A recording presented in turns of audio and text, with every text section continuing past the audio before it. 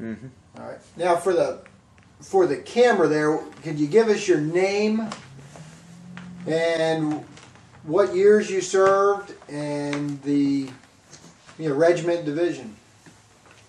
My name, Frank E. Bishop, Jr. I was in A Company, 1st Battalion, 175th Infantry Regiment, 29th Division. Mm-hmm. We made the invasion on Omaha Beach, and then, well, of course, we've been in England a good while before that, training. Right, sure. Because I just finished 13 weeks. Finished 13 weeks at Camp Willard, Georgia, and then they shipped me up to Shenango, Pennsylvania, which was a port of debarkation. Mm-hmm. And then from there straight over to England and landed in Glasgow, and there transferred on down to my company, Company A, in Cornwall, England, down in St. Ives. And we trained primarily there up on the moors, and also trained started training for the invasion. That was before they even had a landing craft. Hmm.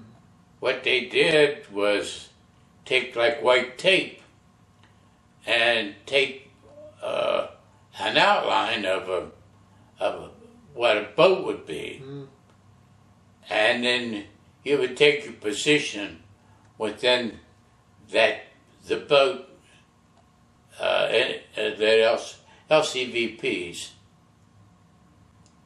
You'd take the position in there, and as if you were getting ready to make a run, and then of course ramp down, and then everybody would run out and start taking up positions. We trained over there for a long time. Trained out in the not only on the ocean, but in the English Channel, which it's the roughest, coldest damn water you ever saw. Sure. And then all kinds of problems, night problems. We'd go out. We might be out for maybe 2-3 days, maybe a week. Self-sustaining problem. They didn't furnish anything. You got your own food. I found an old garden that somebody had planted up there, and they called them a horse turnip. Now I don't know. I never heard of a horse turnip. Right. But that thing it was big as a softball, and it was orange inside. I lived on that thing for about 3 days. Wow. But you had to be very careful. It was always muddy, wet. How it could be that high and wet, and then the heather, of course, was real sticky. It's almost like pine. And digging foxholes. One of the things they did too was they had you dig a foxhole, and then they would run over you with a tank. Hmm. Now that gets a little bit scary. The problem with it, number one, is the damn foxhole would fill up with water. Mm-hmm. But if they straddled you when they went over, it ended pretty quick. But this smarty that went over me, when he got to my hole, he locked his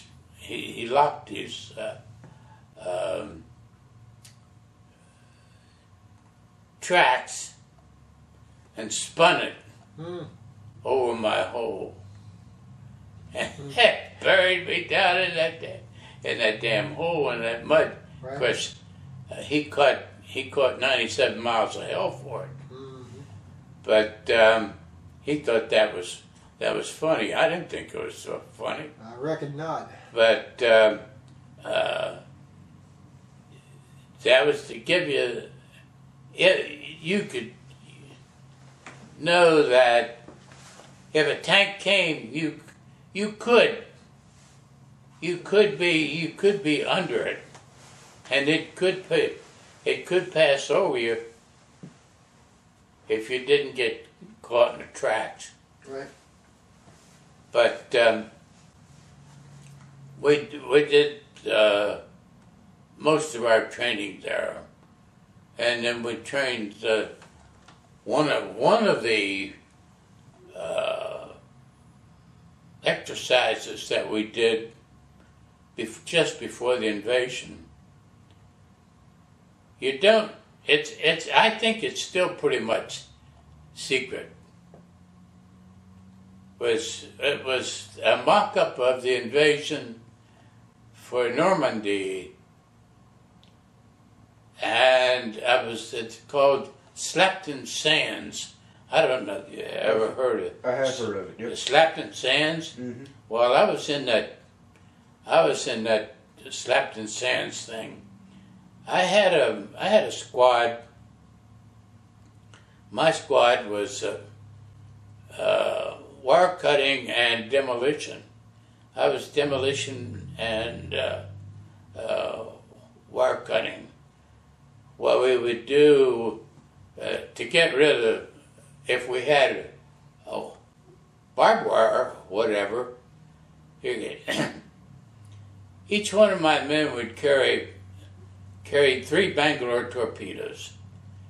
Each torpedo was probably, I don't remember anymore, pretty close to 4 feet, I guess. And they went together, clicked together, and then you inserted in the end of it a detonator with an igniter, and when it would explode, it would blow a hole through the barbed wire. It would just cut it out, blow it right out. And we used them too to, if you were attacking a fortified position, take a Bangalore and lay it up against the door that went into one of them. You could blow the door in. But each guy carried 3 of those. That was 45 pounds of TNT. And we were on that exercise, and I never knew it, not for a long time, but a German E-boat got in there somehow and sank one of our LSTs, and a lot of guys drowned. It was over 700 people was killed. Yeah, they drowned. When we hit the beach, we went off in water, I guess, about up to a little almost to our waist, and we had all these damn Bangalore torpedoes. So I told the guys, I said, you know, we don't want to be carrying these things around. So I took all of them and put them on together, and there was a great big tree that had fallen down, and piled them all up against that tree. So what I used to do was I cut my fuses to 4.5 seconds. Now what you had was the detonator, and then you had the fuse, and then you had the striker. The striker took the place of a match. Okay. And put the detonator in the hole in the Bangalore, in the end of it. Pull the striker. You had 4.5 seconds. You better be getting out of there. Mm-hmm. Anyway, I piled all this TNT, these Bangalores up against this damn tree, and pulled the striker and turned around and started to run. I don't think I got more than 35 or 40 yards, if that. And I tripped over my feet, and I knew, stay put, flat. Everything turned black. Blew the whole business. And we didn't have any more torpedoes, but scared the hell out of me. Mm-hmm. I done blew 100 and some pounds of TNT. Ooh. That makes a pretty good noise. But then that was just an exercise. When we got ready to make the invasion, we did all kinds of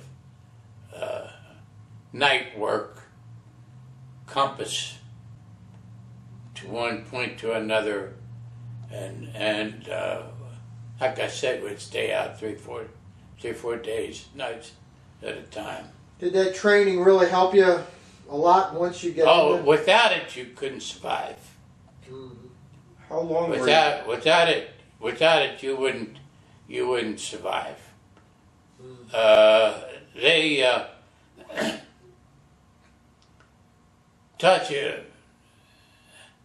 number one, how to protect yourself, but number two was always be careful where you walk.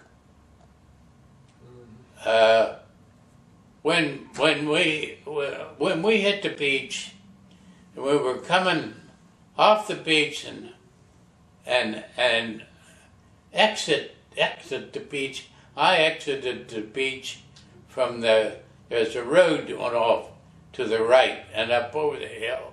We're flattened out.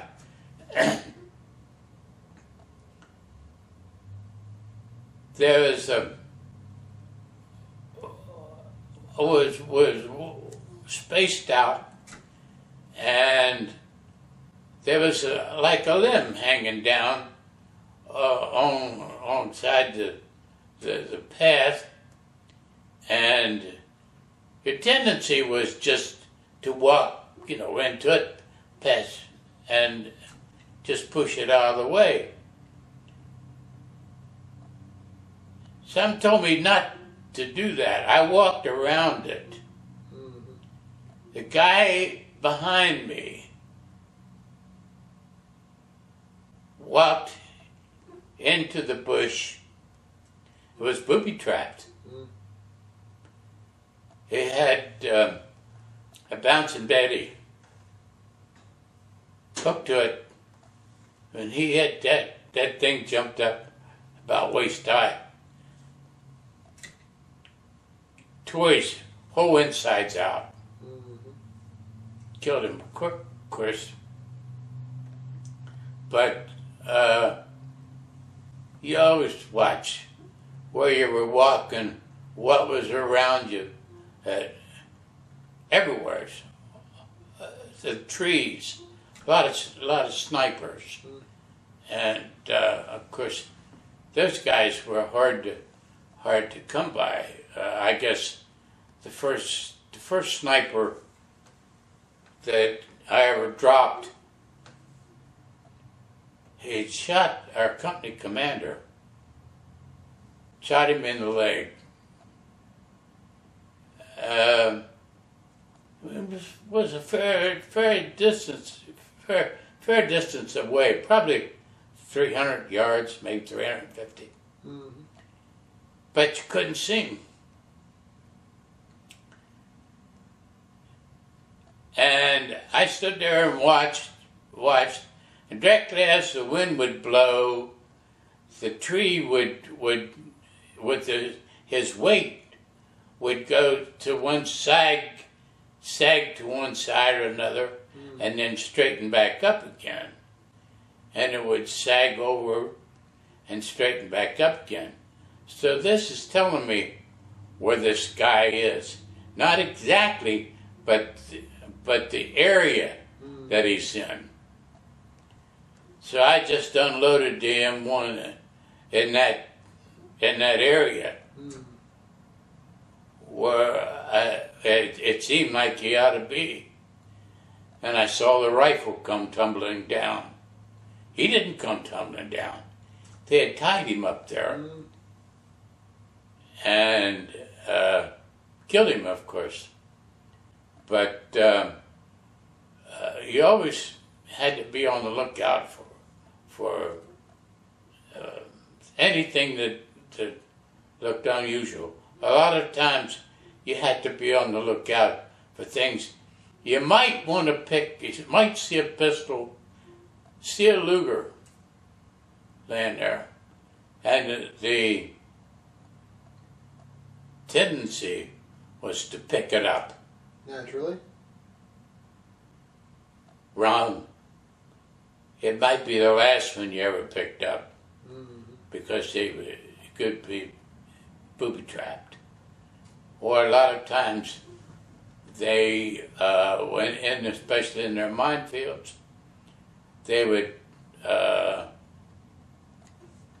have in the minefield, they would have a mine with the 3 prongs sticking up, and you might put a pin in there to deactivate it and lift the mine up, but they'd have another one under it.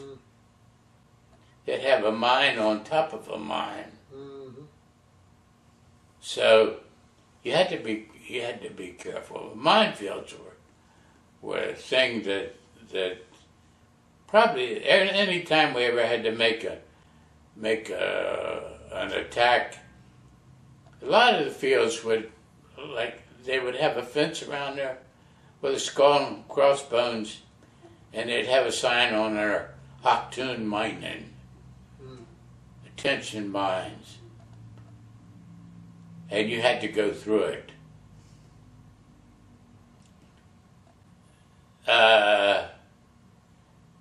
Not the greatest fun in the world. I reckon not. Sometimes you got into them, and there would be a minefield. Other times you got into them, and it was phony. There was no mines, but they had signs up anyway. But you just had to use your own judgment. I think probably some of our worst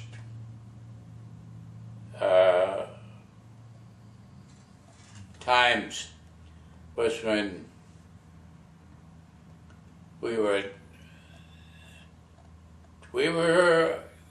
supposed to take Brest, which was where the submarine pins were. We were supposed, once we broke out and away from St. Lo. We were supposed to take Brest in 8 days. We had this damn hill to take first because it was an observation post. Mm-hmm. Took us 8 days to take that hill. I don't really know how many guys were left. I heard there was only 14 of us walked off the hill out of over 200. I know that we were really lucky. I had the left flank, and my squad was always only down to 3 or 4 guys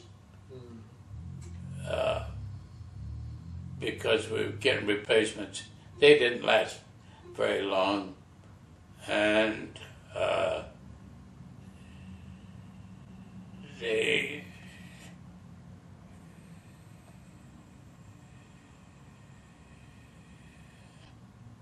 What were your challenges there? They had you guys pinned down with machine gun fire, or what was your? How were you losing so many guys there? A lot of artillery. They had where the Hill 103 on top this hill was a big bunker. My position was to the left of that bunker, probably not more than 75 yards. And that was their observation point. And they lived in that damn thing.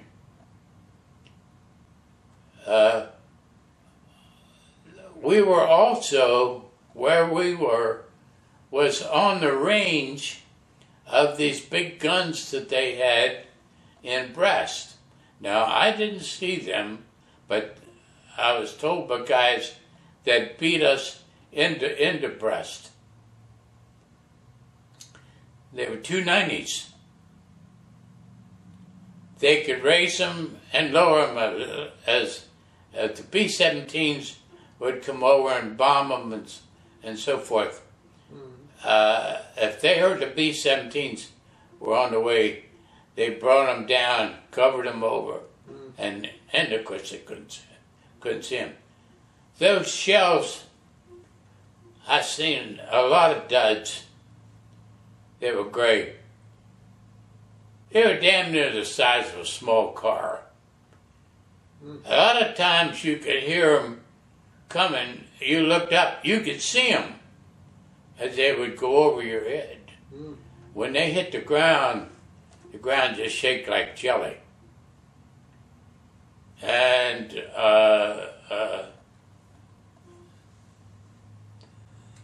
they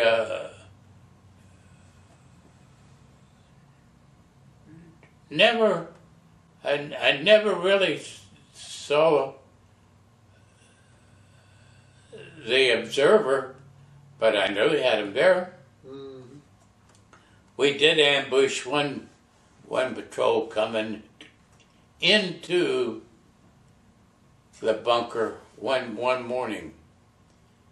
Looked over there, and here comes this squad. So I told my guys, they were in line, waiting for them to open the door so they could get in. So I told each one of my guys, I said, don't just start shooting, pick a target. And every time you shoot, pick a target. I don't think very many of them got into the bunker. when smoke cleared, I looked out across the field in front of me, and I guess probably 35 yards lay a young German, flat out dead. Had a hand grenade in his hand. He had ran toward us. I shot him and never even knew it. But he was laying there flat out with a hand grenade still in his hand. Dead. That they tried to outflank us, and that got to be kind of tacky. It was a really bright moonlight night, which was in our favor. And they were trying to knock our company off the hill. And they were trying to come around on my side to outflank them. So I had a radio there connected back to artillery. And I called in the 155s and the 105s. Now these guys, they're a hell of a ways back from us. And I called them in from where I first got the first shell in, probably within 75 yards, maybe 100. First round was smoke, and then I gave them the coordinates and fired well. And they pounded them with the 155s and the 105s, and they had a tank. They're coming with a tank, a Tiger, and we stopped them. There's 4 of us against, I don't know.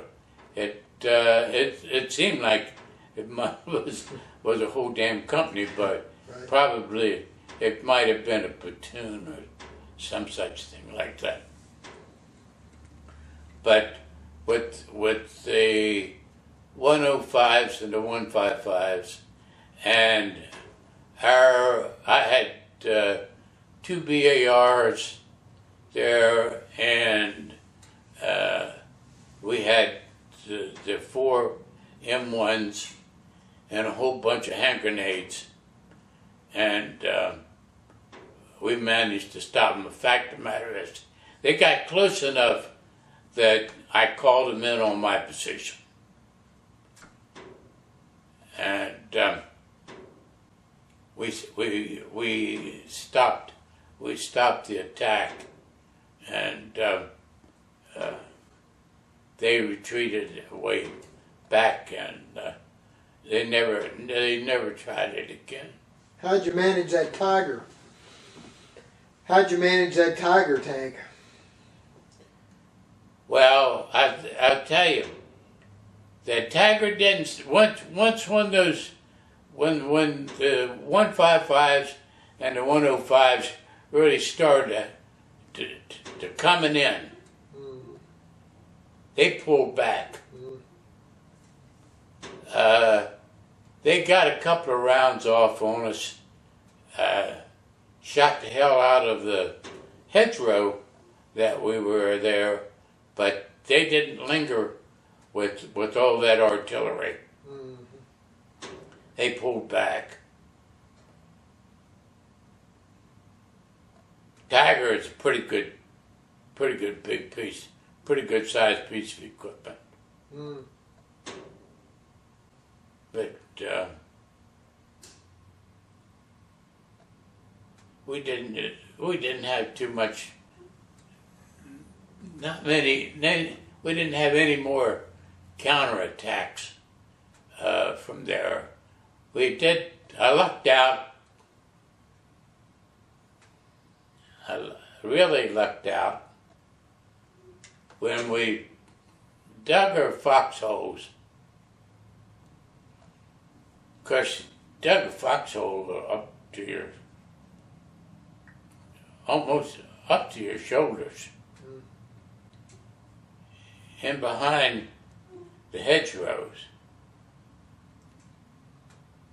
And a guy had told me before, I don't know who it was, said when you dig a foxhole, once you dig it down, and you've seen pictures of foxholes, but you never heard of this one, you dig back. You dig a foxhole like an L. Because what they would do, and they knew where our position was, they would throw aerial bursts over on you. Well, if you're laying in a foxhole and that shell bursts above you, there's nothing going to stop that fragmentation from coming down on you. Right. So, me and my guys, and every time I ever dug a foxhole, always dug down, but always dug back further so that I could get back away from the edge of the foxhole. So in case of an aerial burst, that they couldn't get to me. Saved my life. Because one day they did do that. They threw a bunch of 105s in on us, aerial burst. And when it lifted, I started to crawl out from under my hole. Here's a piece of shrapnel. I guess it was about that long, probably inch and a half, maybe not any more than an inch and a half wide, jagged like that, sticking right down in the middle of the center of the foxhole. If I would not have dug back under the ground and to get away from that, that thing would have caught me right in the middle of the back. But it was sticking right straight down the ground. So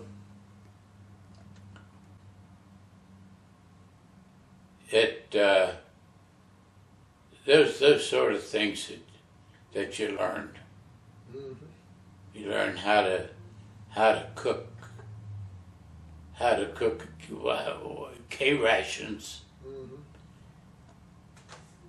They came like in Cracker Jack boxes. Take that. That's your stove, and you could take that thing and cut it so that you could make your coffee, or depend upon what you had there to eat from the K rations. You could get enough flame out of there that you could cook that, but not make any smoke. If you cut it right. Right. You could use that Cracker Jack box and use that to cook a meal with. Those little things you learn in the field. How long were you pinned down, like on that Hill 103? What's that? How long were you pinned down on that Hill 103? We were up there for 8 days. 8 days. My my buddy got killed on the assault. We got about halfway up, and what they were doing was lobbing the shells over top the hill and down on us on the reverse side indefinitely. Is what it was. We were on the other side of the hill.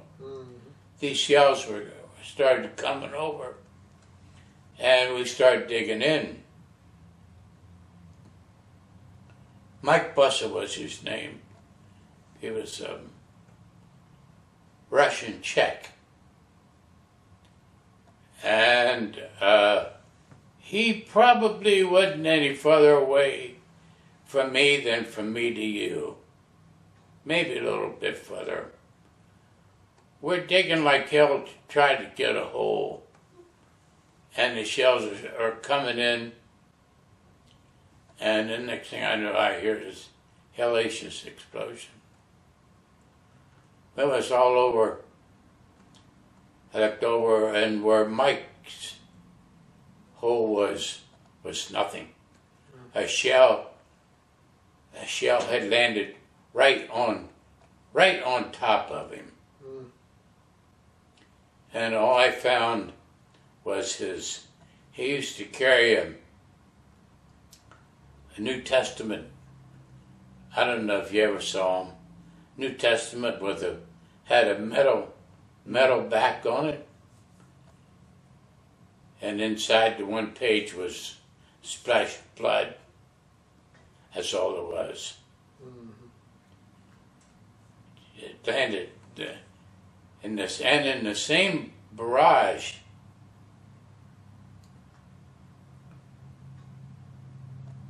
On the other side of where my hole was, and it wasn't that deep. It was only down about so far. Didn't have much time. Maybe 4 feet on the other side of my hole. There's a shell like this sticking in the ground, never detonated. 105. It went directly over my hole, come down, hit the ground, stuck in the ground, far, and never detonated. Now the one that hit him detonated, so they were from the same barrage, and blew him to pieces. So, yeah, kind of figure after a while, after you go through all this stuff, begin to think you're invincible. And I did. I've been through a lot, and I began to think I was invincible. And but I always felt that if I did get shot, I was going to get shot in the legs, and that's what happened. And why is that? Why did you think that might be? Why did you think that might be? I don't know. It was just a gut feeling that a lot of the machine gun fire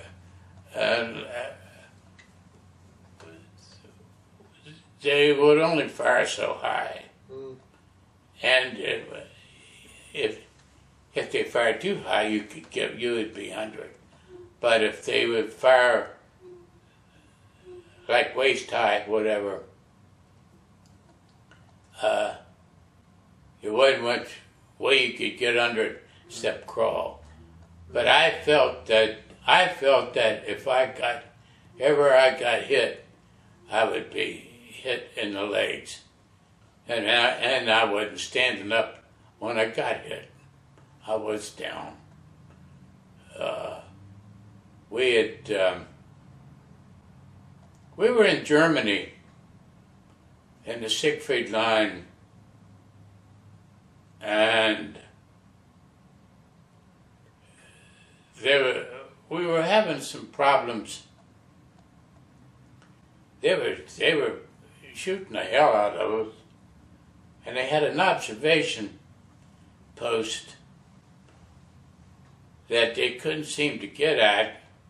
It was a lot of low weather fog, and company commander and I didn't get along too good together anyway. One time when we were in France, we were making an attack across the field. We'd come under fire, and of course we flattened out. And this company commander who was that I had was first lieutenant. My regular company commander had been shot, and he kept hollering, "Shoot, shoot, shoot!" And I said, "Where in the hell? What are you going to shoot at?" Right. We couldn't tell where they were.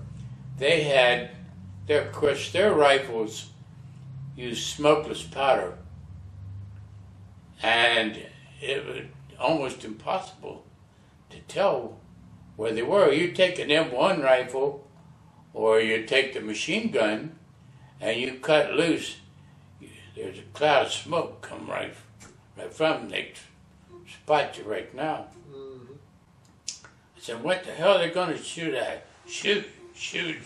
Anyway, he hollers, and I got really ticked off, and I told him, "What the hell are you going to shoot at?" I said, "You're so damn dumb. You must have brought your way through OCS." Wrong. Wrong thing to say. Yeah, he didn't take too kindly to that, and what he did, he had the last laugh, because the son of a bitch, when I was made squad leader, I was supposed to be staff sergeant. He cut the one stripe out. I was just a buck sergeant. 3 stripes, no rocker. I understand. I was told later on that after that last mission, that when I got hit, that he had put me in for staff, but when he found out that I'd been hit and was in the hospital, he withdrew it. So I never got my rocker, but it didn't make any difference anyway. But yeah, I told him, I said, "You're damn dumb. You must have brought your way through OCS." Did he survive? He didn't care much for that. But he made the point when I got my new platoon leader. He was a West Pointer, and he was first lieutenant, and he was a pretty decent sort of guy. And when we'd go to make an attack or something, he would say, "Okay, Sarge, what do we do?" He said, "You've been in it longer than I have. Mm-hmm. What do we do?" And he was an easy guy to get along with. And the problem was, the guy that was the acting company commander was afraid that my lieutenant was going to take over as company commander, because he really had a seniority as far as his rank was concerned. He had been his first lieutenant before the guy that was acting company commander. He was afraid he was going to lose his position, and he made it a point. Anytime we make an attack, the 3rd platoon, which was my platoon, would lead the attack, and the 3rd squad, which was Bishop's squad, would lead the attack. He was out to get me. But he didn't really finally get me. We were in Germany, and we had taken this woods the night before and took a few prisoners. And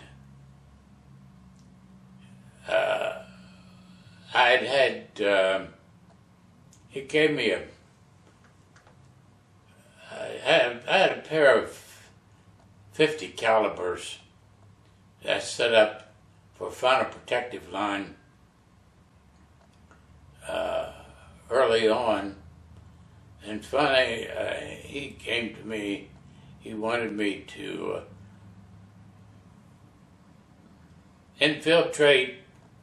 After we made took this woods the night before, they decided that this forward observer, this guy that was giving us all these problems, was in a water tower which was about 800 yards behind the enemy lines. And he wanted me to take that tower out. And I said, I hadn't had any sleep or any rest for a couple of days. Anyway, I said, well, why can't we bring planes in and with rockets and take it out? The ceiling was too low. I was afraid to bring the planes in that low. He said, you'll go up I'll get you up in a they have one of them little, like paper cups, observation planes. And take you over, give you a look, see where you're going, see what it looks like, so you know what you need. So I didn't have any choice. So I got in this damn airplane, and we get up there and we're flying around.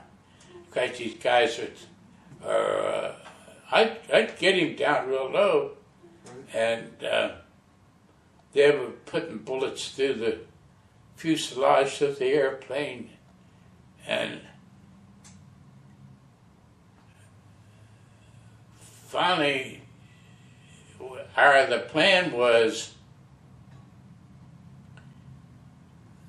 as a demolition team, me and my 3 guys, we each had backpacks, 15 pounds each of TNT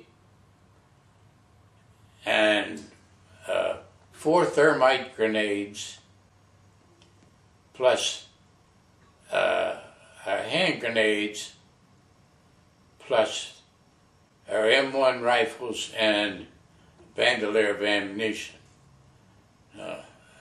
that was enough. Mm-hmm. There was another squad that was supposed to go in front of us and clear the woods so that we could get back to that tower and take it out. Now, if it was wood, I knew how to plant the TNT to take the tower down. If it was metal uprights, the thermite would burn that steel, and it would topple. So he said, no, I forget the lieutenant's name. We'll be going along. He'll have this fighter squad, but he said, you're in charge of the operation. I was in charge of it. Mm-hmm. So we're supposed to jump off like 2 o'clock in the morning, and they set up an artillery barrage off on another direction to make people believe we were going to make an attack that way. Mm-hmm. Anyway, 2 o'clock in the morning, the moon come out, and I'm telling you, I never saw such a bright moon in all my life. Mm-hmm. It was so bright you could see your shadow. So it come time to jump off. I told the lieutenant, go ahead, clean them out, so I can, because I got to go 800 yards behind enemy lines to blow this tower. He said, you lead them out. I told him, I said, I'm not set up for this. Mm-hmm. We're demolition. I can't. You can't do that. Lead them out, or I'll have you court-martialed for disobeying an order of an officer in the face of the enemy. So about that time, I carried a 9mm. I pulled it out and put it in his belly. I was going to kill him. And I thought, no, I'm not going to kill him. I'll wait till I get back and I'll go to regimental headquarters and prefer charges against him, which I was going to do. So I told one guy, I'll never forget his name. His name was Asha. He was from Washington. He'd be the first scout. And he said, what's the first scout? I thought, oh God. Okay, I said, I'll be the first scout. I'll lead it, and you guys follow me. Now, I know this. With 15 pounds of TNT, if there's anybody in there and they're shooting at us, and one of those bullets hits that TNT, I ain't nothing but a big hole in the ground. Mm-hmm. But come on, let's go. So we got, I guess, probably halfway, 3/4 of the way, and a G-43 opened up on us, machine gun, about 1,200 rounds a minute. Fired a burst. So I threw the hand grenade and took the gun out, and hit the prone position, and a rifleman shot me right to the leg. He put that guy was either a hell of a good shot or a hell of a poor shot. I don't know which. I don't know whether he was shooting at my legs or whether he was shooting at my body. If he had been shooting at my body, I'd have been nothing but a mess.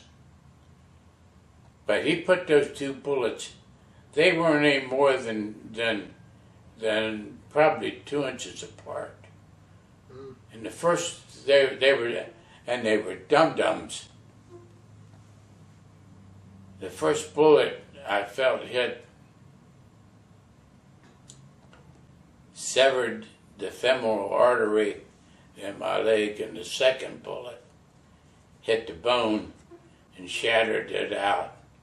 You could put your fist through the hole, it would come out. And I'm done. So they didn't fire another shot. And I finally got somebody to go and get the medics, because I had to get out of there. Right. And this lieutenant that I was going to kill, which I should have, he crawls up behind me, laid his rifle across my back like that, and said, "Don't worry, Bishop, I'll protect you." He's going to protect me with his rifle laying across my back. Nice guy. Very considerate too. Yeah. I'm glad I don't remember his name. He just knew, because he changed my whole life. And finally, the medics did.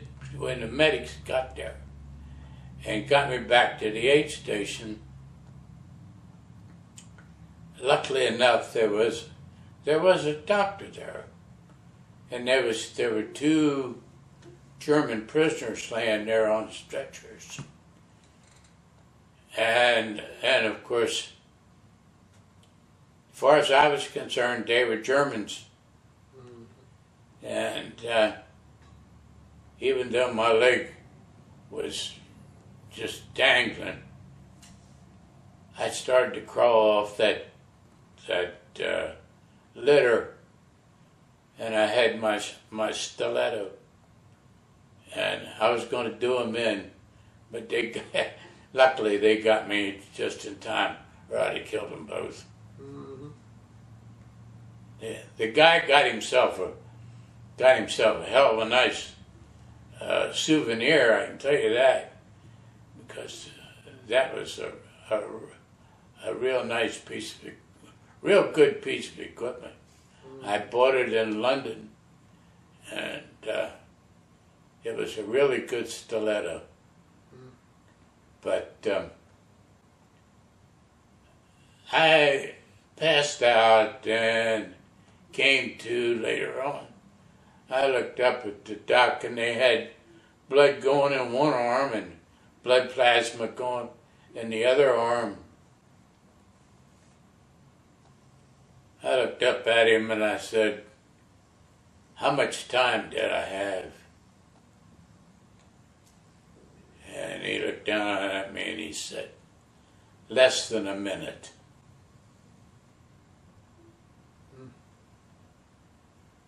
So, that was close. What was even closer, really, was when I was laying there. I almost raised my rifle. I didn't return the fire to the guy that shot me.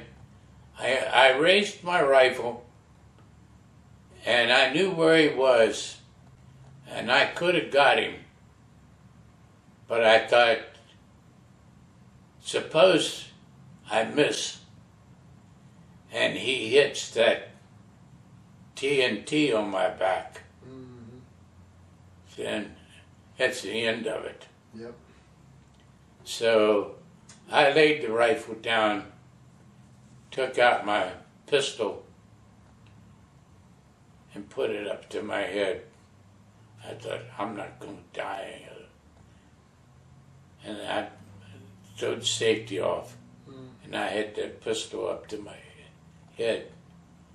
And all I had to do was squeeze that trigger just a little bit. It would have been over. But you know, my hand started to go like that. And I just laid it down. Laid it down beside the rifle.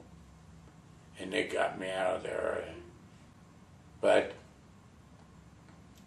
11 took 11 months in the hospital.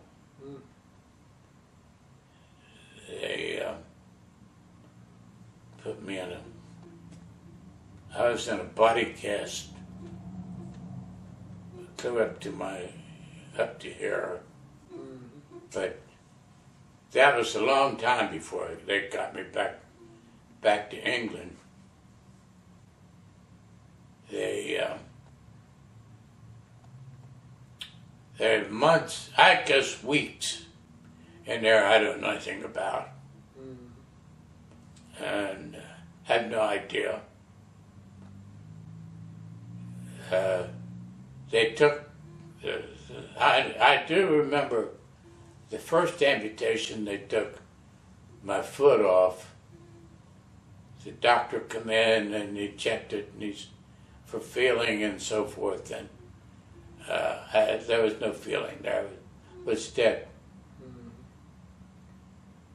So they said we had to take it off at the ankle. So they did that. That was in Germany. And then they give me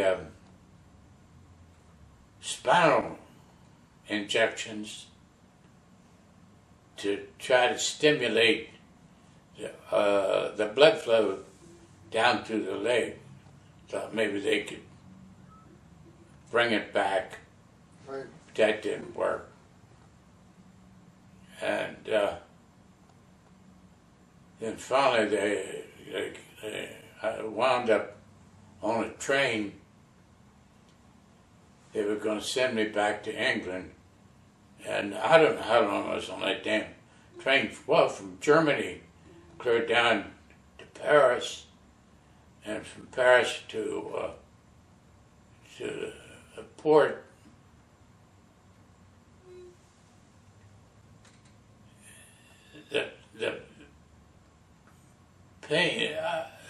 The pain was unreal. Gangrene had set in, and when you have gangrene, you might as well give it up. But anyway, I took morphine, and I got hooked on morphine. So I know what it's like to be hooked on drugs. I got hooked on this morphine and some kind of a sleeping pill they gave me every 3 hours. And but when I was in Paris in this hospital, and I was screaming for the nurse for a shot for the pain, and she's the only nurse. She's the only nurse out of all of them that I ever came in contact with. And she come over and slapped me on the face and said, "Shut up. There's people that are hurt worse than you in here."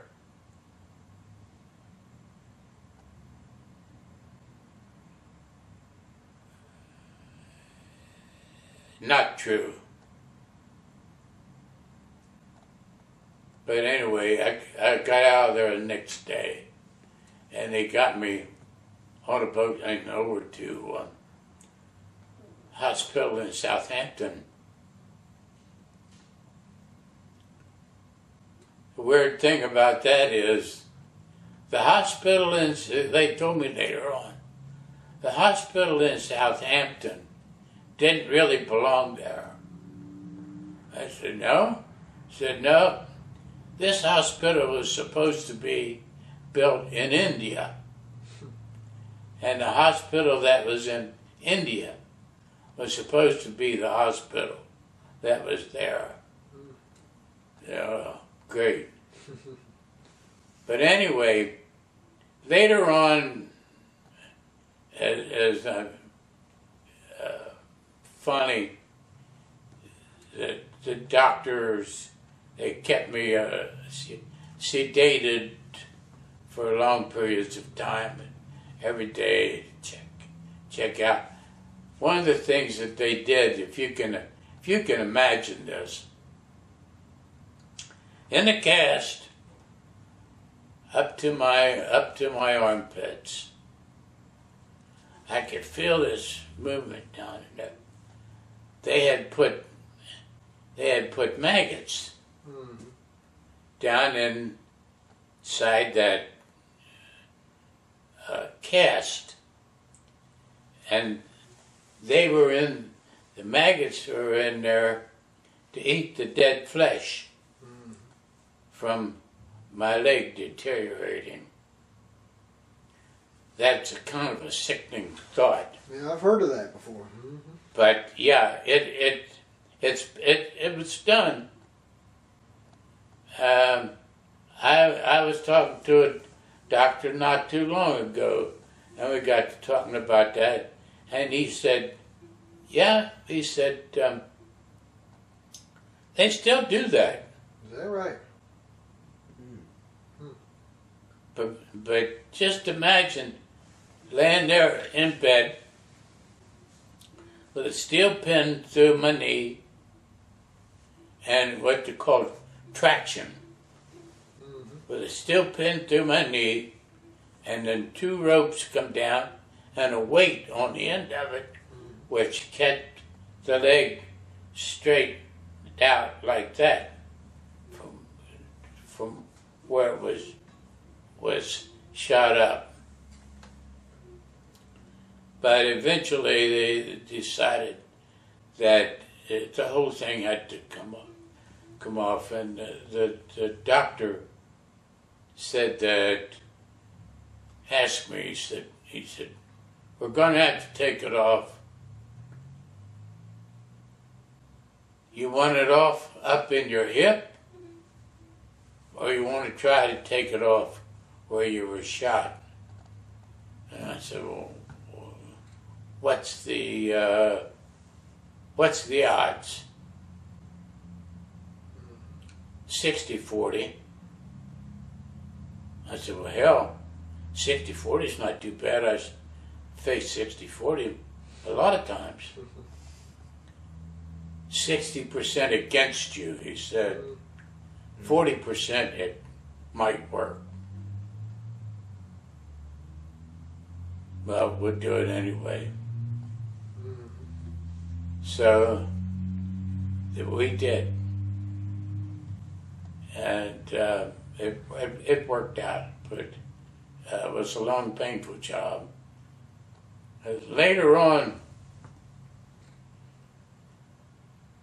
I used to, when a nurse would come by to give me the morphine and the sleeping tablets and so forth, she had them like in a little box. When she wasn't looking, I'd sneak some of them out. Some of the high-powered sleepers to help put me back to sleep again. Every 3 hours I got that. So she used to call me little corporal. And she knew that pissed me off because I used to tell her, I said, I'm not a corporal. But she told me, she said, you know, when they brought you in here, they had set up a pool. And they were all betting on what time I was going to die.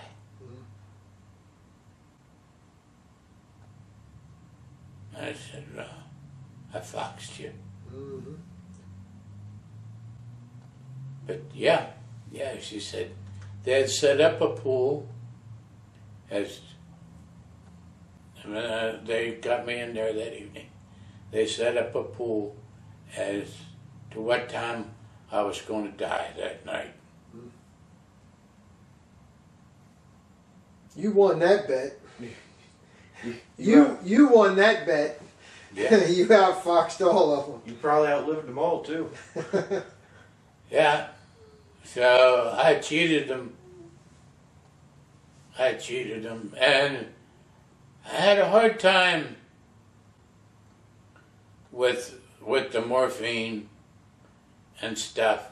But finally, one day, I had accumulated a good bit of the pills. One day when I was able to get up out of bed to get over to the toilet, I had the pills in a cigar box. I just took them over and dumped them in the toilet, flushed them. And then that's when trouble began, trying to get over that addiction to those narcotics. Sure. And not easy.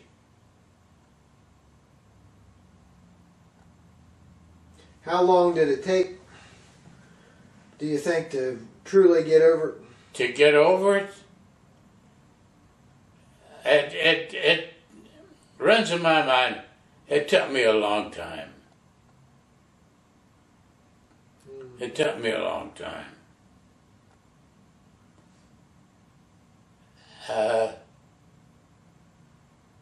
Especially the pain pills, because there's always pain there, and it took me a long time to get over that. Now I did not have any way to get to the morphine. It's a good thing, but I got sick, and really they didn't really know what the matter was, what was the matter with me, until finally when it was done, I told one of the nurses what the problem was. Right. And I didn't. I much too much care to take. Right now, I take a lot of medicine, but I don't. I have bottles of pain medicine out there that I never touch.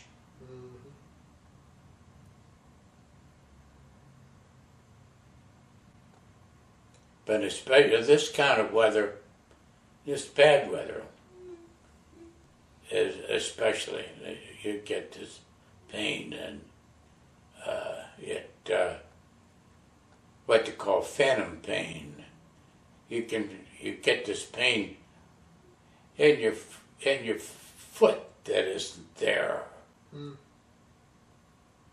You get pain in your ankle or in your toes or whatever, Right. down in your foot.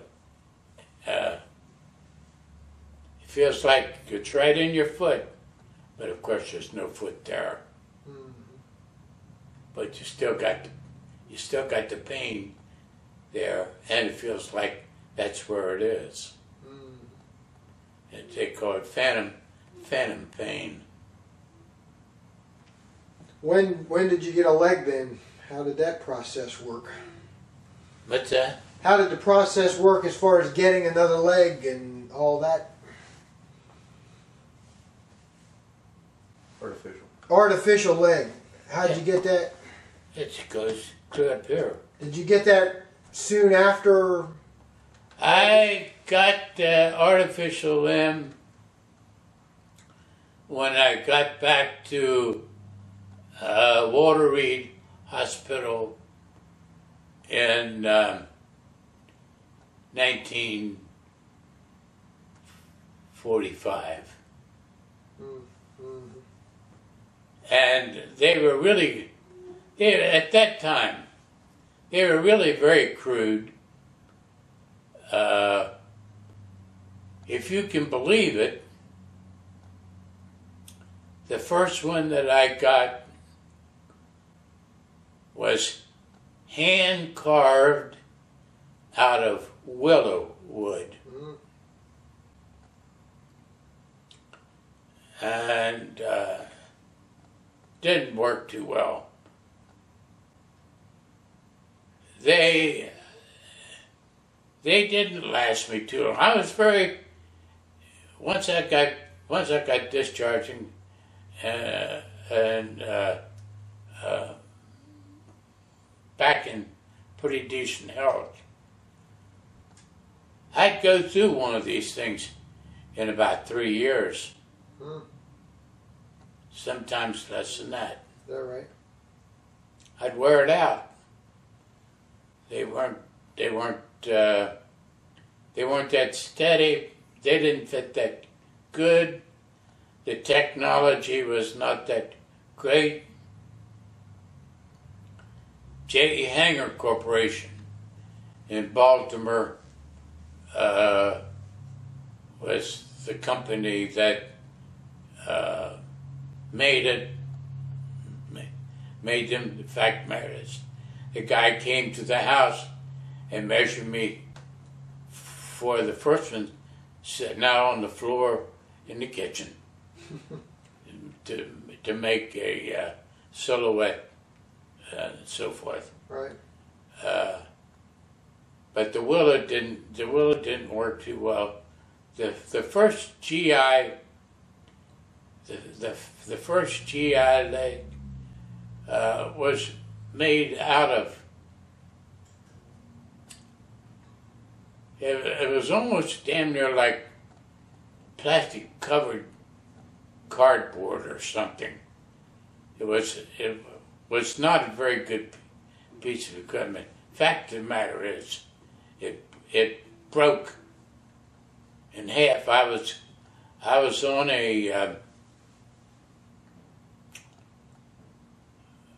a study team.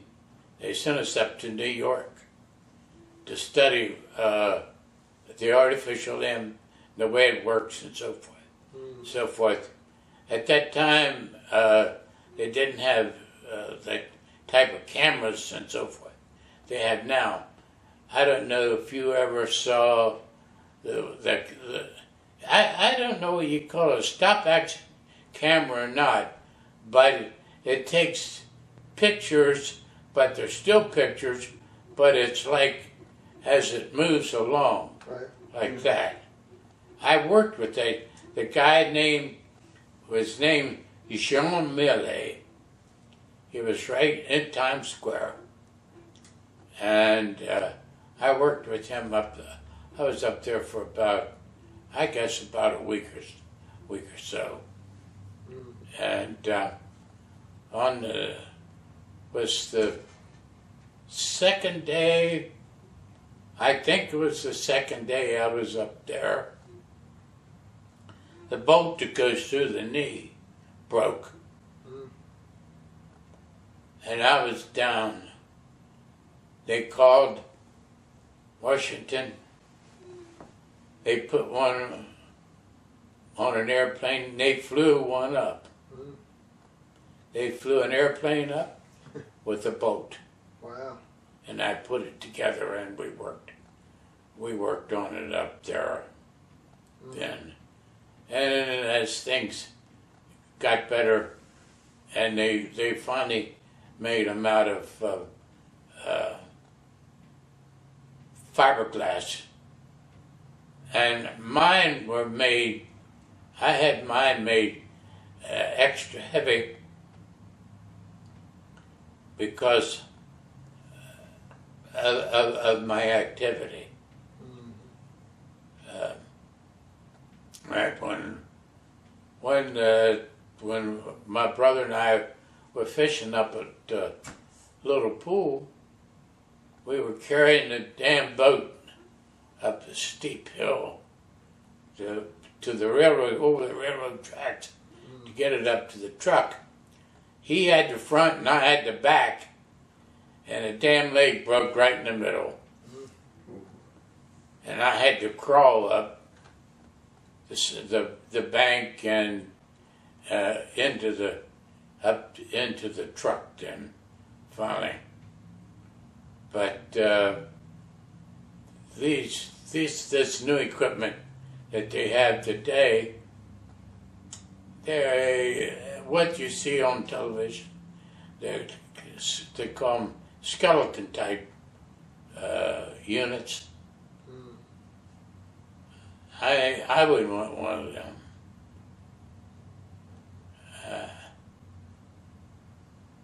I talked to the people down at hangars, and the guy told me, he said, "You wouldn't want one of those." I've had this one a long time, and it's about wore out. I'm about wore out. But when I used to go hunting out in Wyoming, I'd spend all day out on the prairie, walking. Right. And this one particular time was out there with the guide said he would take me out, and I was fine. So we got out there, and we got ready to get out of the truck. I said, "You just stay in the truck, and if I need you, I'll let you know." I'm a loner, and I hunt alone. And I got that far away from him out there. That truck was just a little speck. I was hunting. I was on an antelope, and I hunted that. I was on that sucker a good part of the day, and he finally slipped away from me. And but don't you know, luckily enough, I came across another one before dark, was even better. So it worked out. Yeah, take what you worked get. out pretty good. Yeah. Well, Yeah. if I may, if we could back up a second, when you got shot, did they finally take that tower?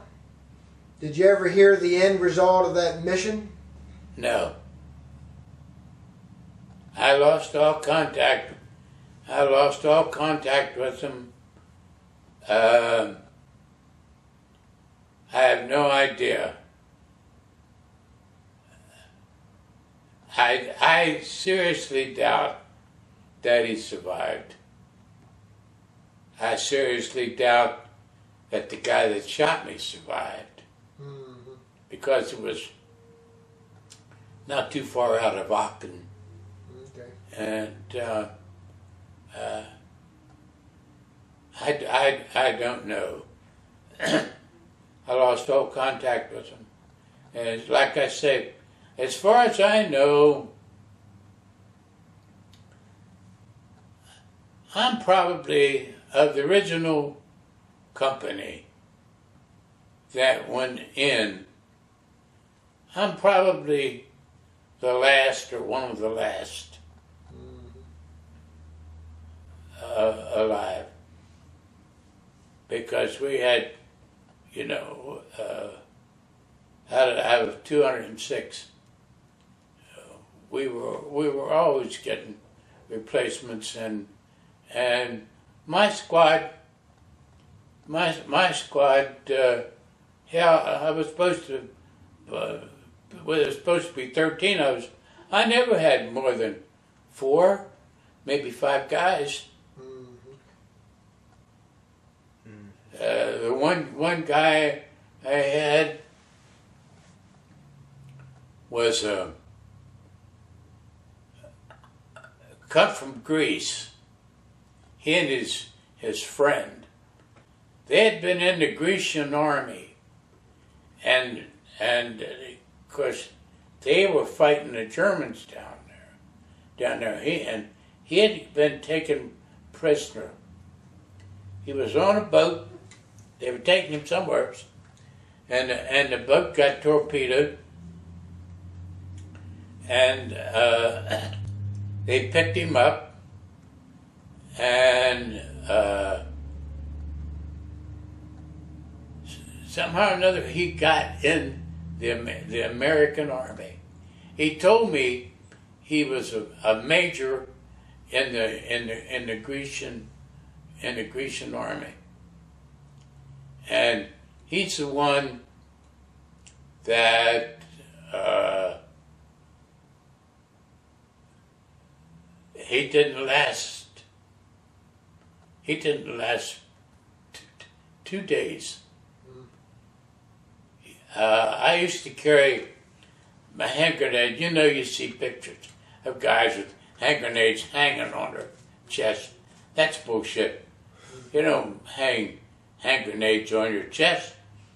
If you did, when you fell down, if you fell to the ground with those hand grenades on your chest, you'd break your ribs. I used to carry them. I had a canteen pouch on the back, and I carried hand grenades in there. So he thought that was a pretty good idea. So he had his hand grenades in the pouch, and that was the same day that I told the company commander he must have bought his way through OCS because on that attack, one of the bullets hit this guy's hand grenade pouch. Exploded the whole thing, and there wasn't much left to him.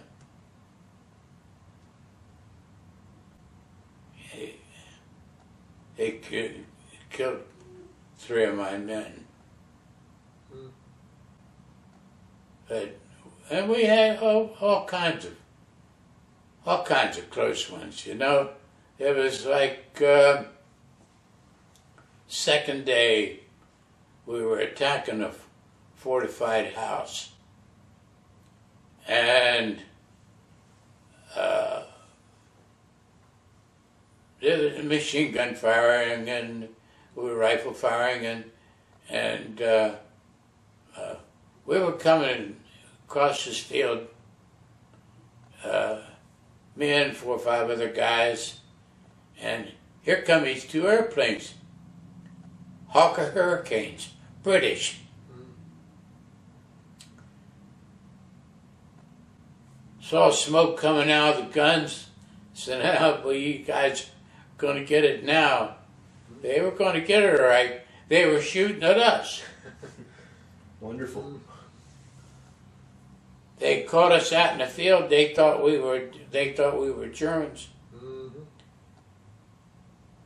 man, I hit the ground and we all did.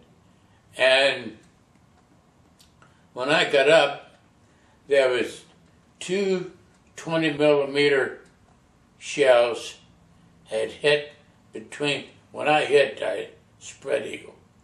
There were two 20mm shells had hit between my legs. Wow. Ooh. Felt to explode. They knocked out three tanks. 3 of our tanks killed 8 men. We finally got had some bright orange plastic. And finally got some out there so they could see where our line was. And then we didn't have any more problems. But that was sticky because they really had us pinned in. And I got down, was trying to get into a position, and it was a ditch there that I was wanted to work around so that I could get into position, but it wasn't very deep. And I hit that ditch, and the guy come with that machine gun, and he kept going across like that, and it was that close. Believe me, it was that close. He was throwing dirt. I was on my back, going with my rifle across my chest. He was throwing dirt in my face. But finally got down to where it was a little bit deeper, and it wasn't near as hazardous. It was an old stone farmhouse. They had it pretty well defended. They would put screening over the windows so you couldn't toss a grenade in or something. Now, use a grenade launcher, that would go through it, and that would take out a gun. But that damn Hulk of Hurricanes, they come in there, they just shot up everything. They shot up everything. How'd you finally take the house? Yeah. They finally took the house, and and moved on. Took a couple prisoners, killed most of the guys that were in there. Could you tell us the story again about carving the initials or the name in the stock? Yeah. Could you tell us that story again and how that went? About Roy and Becky? Yeah.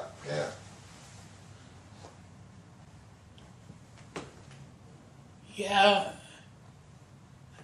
When we were in, it was before the invasion, and we'd been in this one place, sleeping in tents, walking on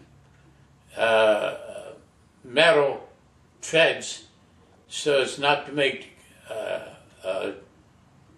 pathways, because every night Bedchep Charlie would come over and take pictures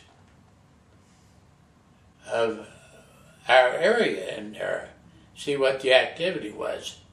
Well, if he couldn't see much activity as far as grass being worn or whatever, they just passed over it. Anyway, for some reason or another, and I don't know yet today, why I carved Roaring Becky. Roaring Becky. And this Roaring Becky in the side of that rifle was a good rifle. I had it zeroed and fact of the matter is, in England, on the range, I qualified expert. In basic training on the range, we shot out to, I think we shot out to 500 yards. I don't think we shot to 1,000 yards. It kind of runs in my mind like we did. 1,000 yards is a long ways. A 30-inch bull is 1,000 yards, but at 500 yards. But anyway, I carved Roaring Becky in the side of that rifle, and when I hit the beach, that's the rifle I was carrying, and on up until that artillery barrage came in on us. Just a small piece of steel, could have been much bigger than a BB, hit right between the gas cylinder and the operating arm, and stuck in there. Made the rifle inoperative. But I was knocked out. Before that, I was over in England. Then they sent me back, and then when I went up on the hill and that barrage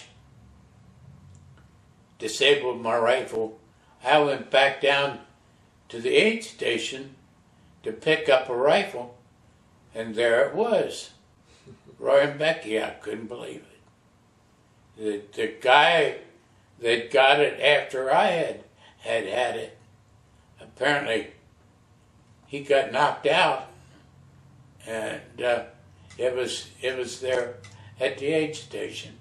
How long of interval was it between when you lost it and saw it again? Was what? How long was the time between you lost it and then saw it again at the aid station? From the time that, well, let me see, I got knocked out on the third day, and I got back. I was in the hospital, I guess, about 3 weeks. Yeah. Was that a shell that had hit you to knock you out? And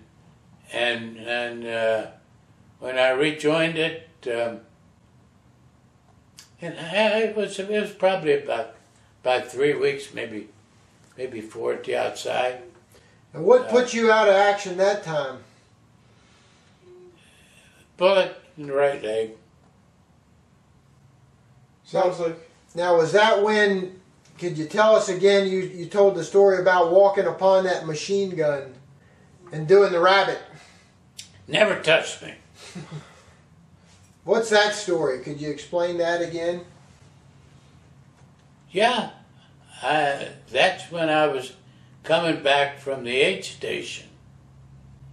When I picked up my old rifle. I walked. Everything seemed all right. I walked through the opening in the gate. I was right in the middle of the field. And I'm telling you, I know I couldn't have been more than 40 yards away. Mm-hmm. When that guy cut loose with that machine gun, whether he got excited, whether maybe the barrel was wore out, I have no idea. But I know one thing: he was shooting a hell of a lot of bullets, because that thing shot over 1,000 rounds a minute. Mm-hmm. And as soon as that first burst came boy, I wheeled around, and that's exactly what we were taught to do. Don't run in a straight line. You run zigzag like a rabbit. And I finally got back to the opening in the gate, and I got the hell out of there. Yeah, probably if I'd had it done over again, I might have tried to shoot it out, but you know, trying to shoot it out with a machine gun with an M1 rifle ain't too bright. You got to pick your fights. Wisely. Now, somebody, I think, probably took them out with a mortar. Is the way it looked, because they were right in against, right as you walk through that gate up there, where they were right at the edge of it, and just the gun sticking out, and the gunner sticking out, and not so high off the ground. He was on a tripod, but how you ever missed me, I have no idea. We did, you know, you had so many close calls. One day when we were up on the hill, wasn't much happening. I was standing down in my foxhole, and one of my guys was standing beside the foxhole and was talking to him. And I heard this damn thing coming, this shell, and I looked up like that, and I could see it. I just reached up and grabbed him. He didn't even know what the hell was happening. I reached up and grabbed him and pulled him down into the hole on top of me. And it was a mortar shell. And it landed almost damn near where the guy was standing.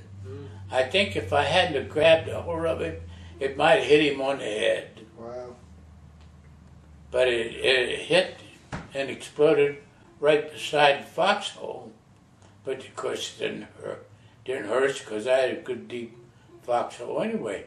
But I heard it coming, and I looked up and I saw that damn thing, and I just reached up and grabbed him and pulled him down. He couldn't understand what the hell was happening. I just reached up and grabbed him and pulled him down on top of me, and that mortar shell hit almost where he was standing. That was close. Yeah. You know, super things.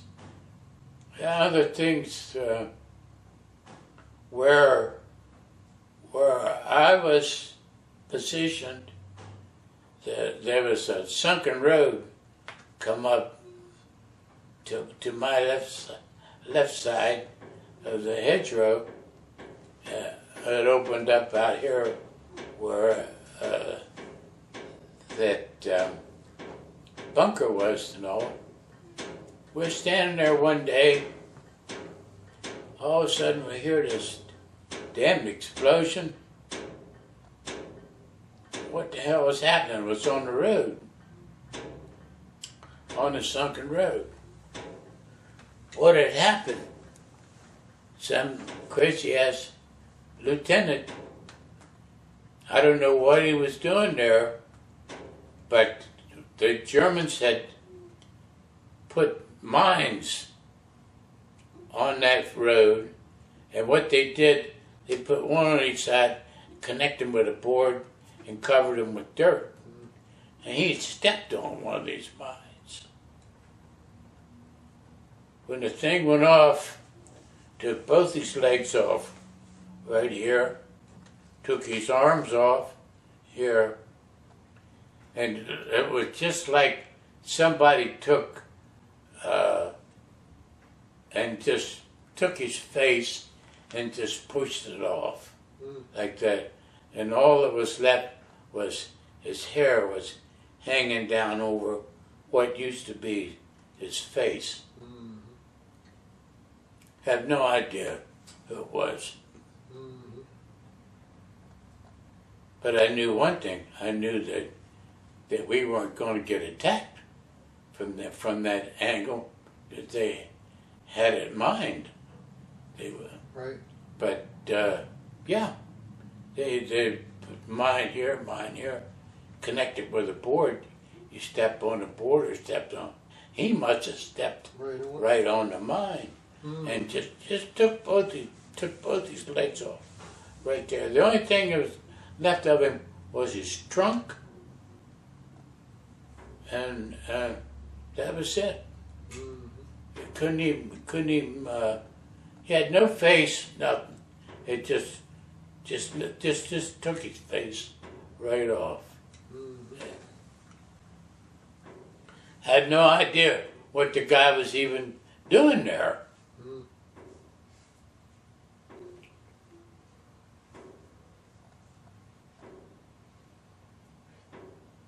I have a question for you.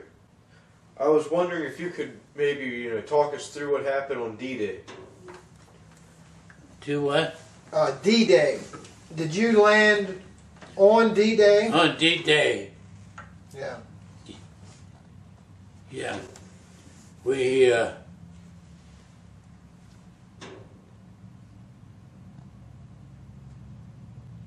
our whole division was pretty well wiped out there. We really never got off the beach. Really never got off the beach until well into the second day, third day. Anyway. Was you on the initial wave? There was snipers and still a lot of fighting going on there. Was you on the initial wave coming in, or when did you arrive? A company, yeah. Were you taking a lot of fire when you got off the boat? Oh, everywhere. It was like rain.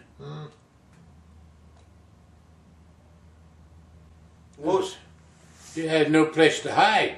Right. What was going through your mind at that point? How to stay alive.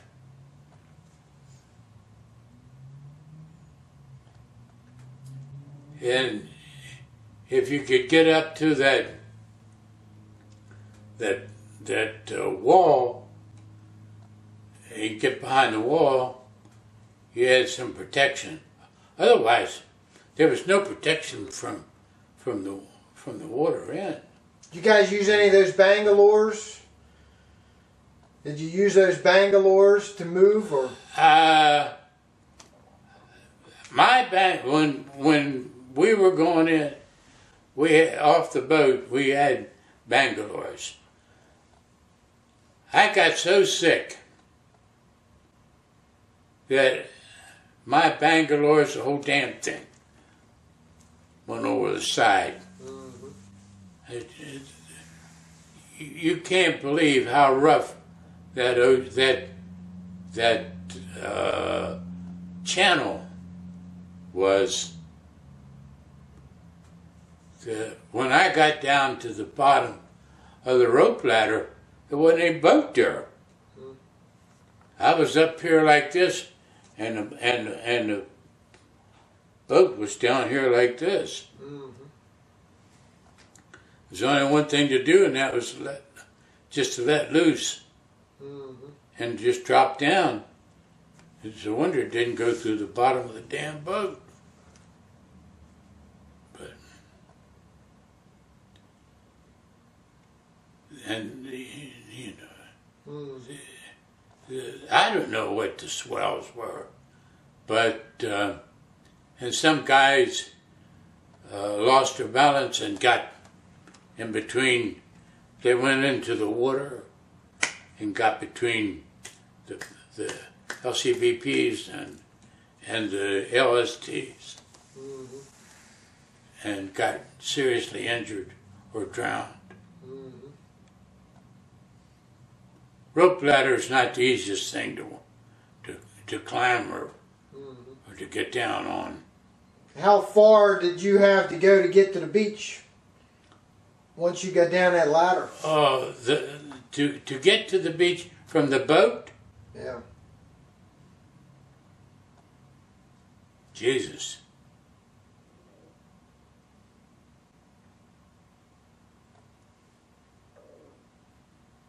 Long run, because we went out there and we circled around for a long time.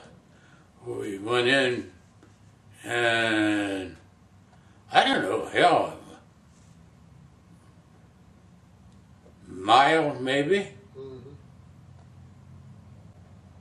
And then you come down the ladder, got into what, another landing craft that took you in to the beach? Got out, got off the LST on the ladder into a landing craft, and then the landing craft run up to the beach.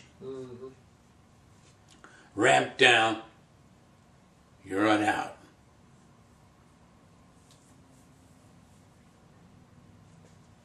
You able to stay together with your guys that are on that craft, or did you guys spread out? You spread out. You spread out, because if you didn't, one breath to get you all. And once you hit the beach, what troubles, obstacles did you have to deal with?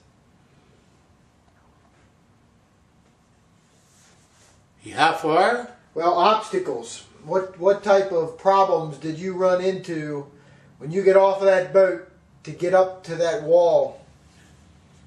You had to get past a hell of a lot of machine gun fire, a hell of a lot of machine gun and rifle fire, and of course they had some 88s. They had cannon fire coming this way, machine gun fire this way, and riflemen throughout all along the hill. So you run into everything. They had it was all there. They have mines? All over. Especially on the beach. Yeah. How do you think you ever made it to the wall? How you do what? How do you think you actually made it through all that to get Luck. to the wall? Luck. How long did it take you to get to the wall? You stay there until you figured you had enough guys that you could get out of there. Why, I mean from the landing boat to the wall. How long did it take you? How long did it take to go from where you got out of the water? Yes, sir. Right, to the wall. Seemed like forever. Because you run and crawl and you couldn't, you carried so much equipment, you couldn't make much time running. And the sand was kind of gravelly, like you couldn't get a good foothold in it. That's why they trained at Slapton Sands, because the sand on the beach at Slapton Sands was very similar to the beach at Omaha Beach. That's why they picked that place.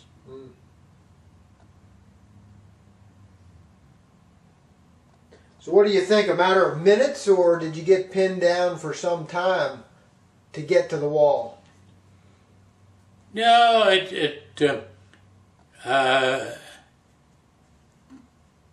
not a matter of minutes. if you could make it there. Yeah. And it depended upon how scared you were. Now me, I got the hell going quick.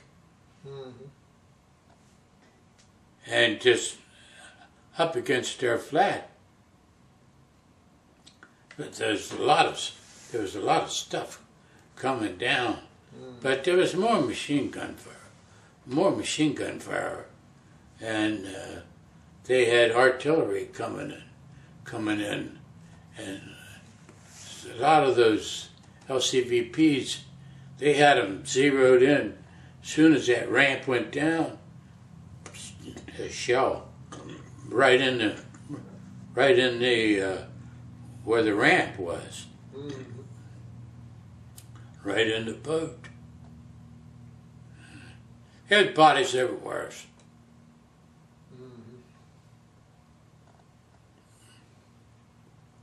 And it's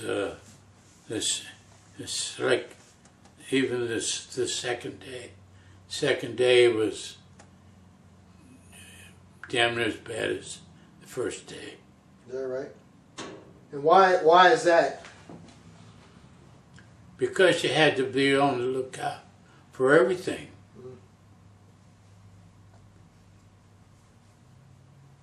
How'd you get up to the top, to the bluffs where the machine guns and stuff were? You fought your way up. One area, one place at a time. One section at a time. Whatever you could see, whatever moved. Did you have to climb ropes to get to the top? Or No. did you go up through? No. That was on down further where the Rangers went. Okay. They went up that rope, up the cliff to take that area, to come to find out the whole thing was nothing but a farce. They didn't have the big guns up there that they thought they had. They had the big pillboxes there, but they didn't have any guns in them. How long did it take you guys to take out the machine guns? All of them. Yeah, enough that you were Every secure. time you turned around, there was a machine gun someplace. They had probably, their machine guns were better than ours. They were lighter. They fired faster. They were more maneuverable. Our light machine gun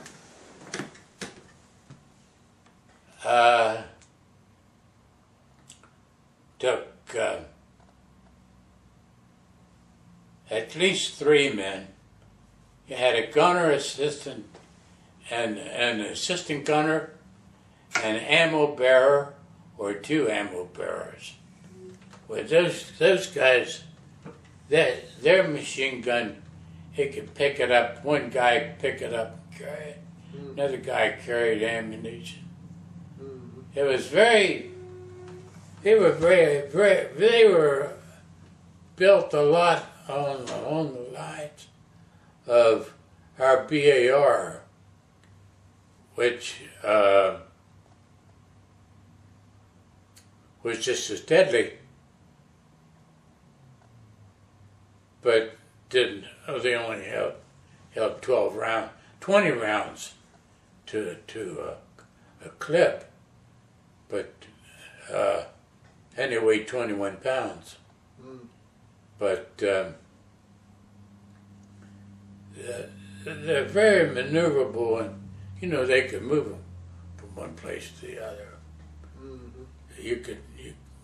You never knew where a damn machine gun might be. Mm-hmm. And a lot of times they'd cut loose. There was no way to tell where they were because you couldn't see any smoke or anything. From you had to go by the sound. It's just like snipers. Right. You know, you could shoot. You could tell about where the sound came from, but if he was really camouflaged, and they had some good snipers. It'd be they were pretty tough. They were pretty tough to take out. Mm-hmm. And they had good rifles and good scopes. Their rifles, their sniper rifles and their scopes were far better than ours.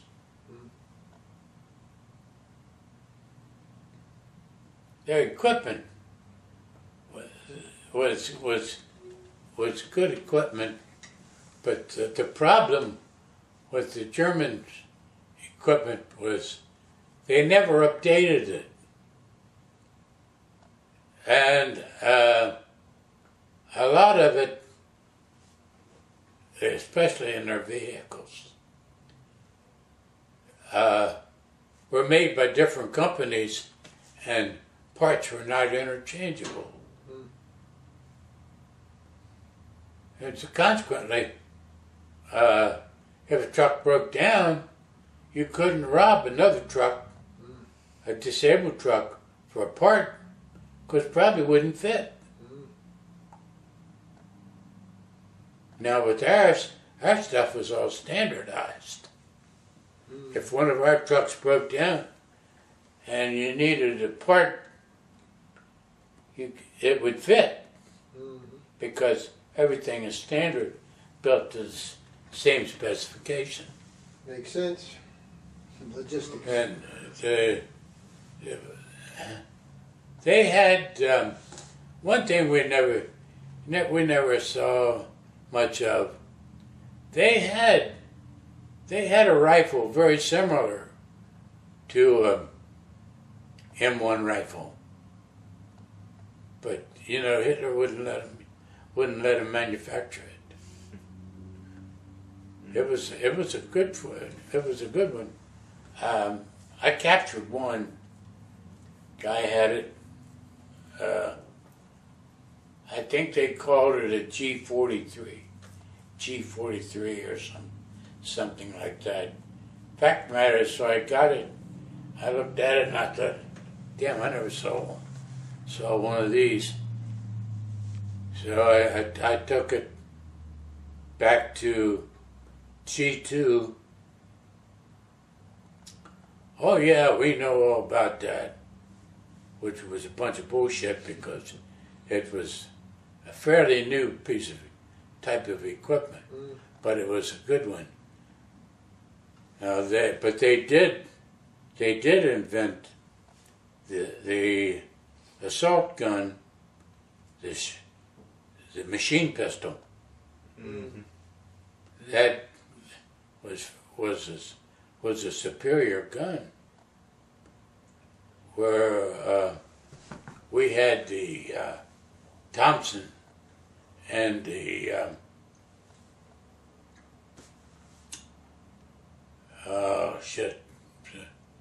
the one like the tankers carried. The cheaper version of the submachine gun.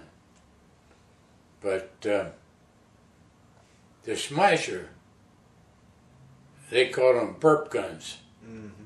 They fired 1,000 rounds a minute. Mm-hmm.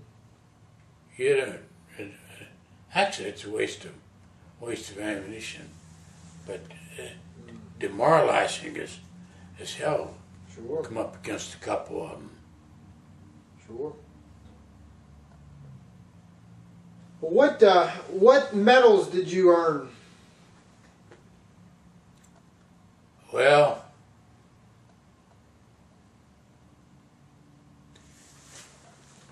I started out with sharpshooter.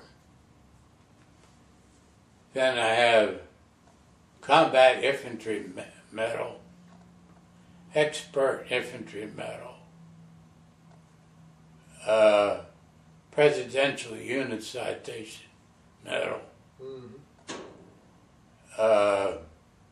Purple Heart with Oak Leaf Cluster,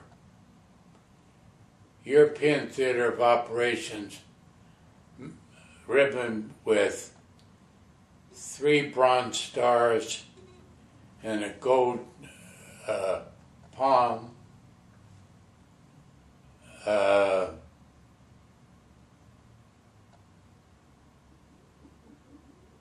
good conduct medal,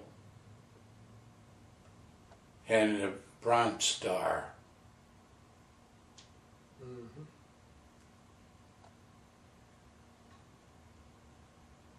I guess that's what.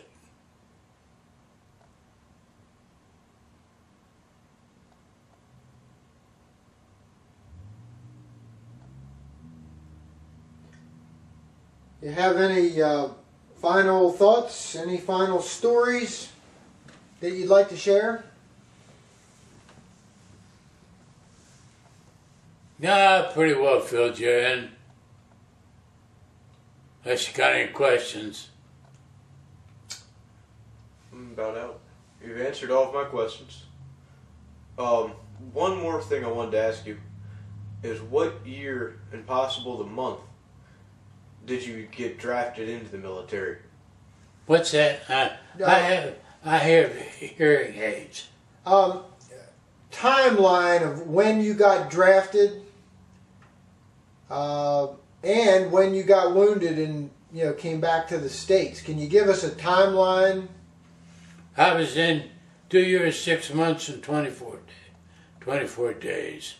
Mm-hmm. I was overseas 18 months. And when did you go in? March 3rd, 1943. Mm-hmm. Got married June the 6th, 1943. Mm. Made Omaha, made the beach June the 6th, 1944. Mm-hmm. It's a way to remember your anniversary. Yeah. Yeah. Yeah. And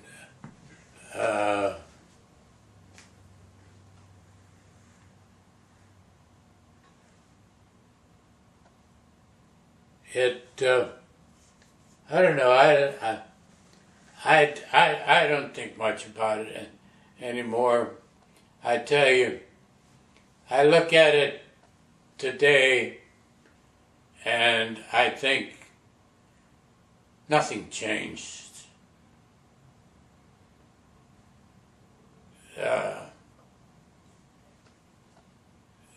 The philosophies are still pretty much the same.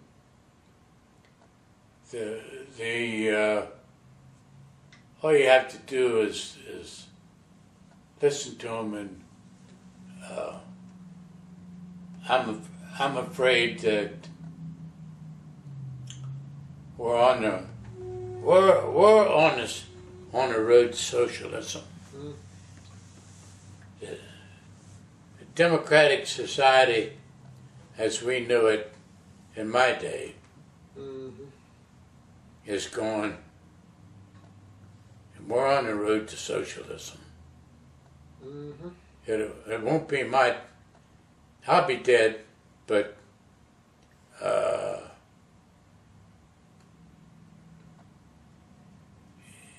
it will happen.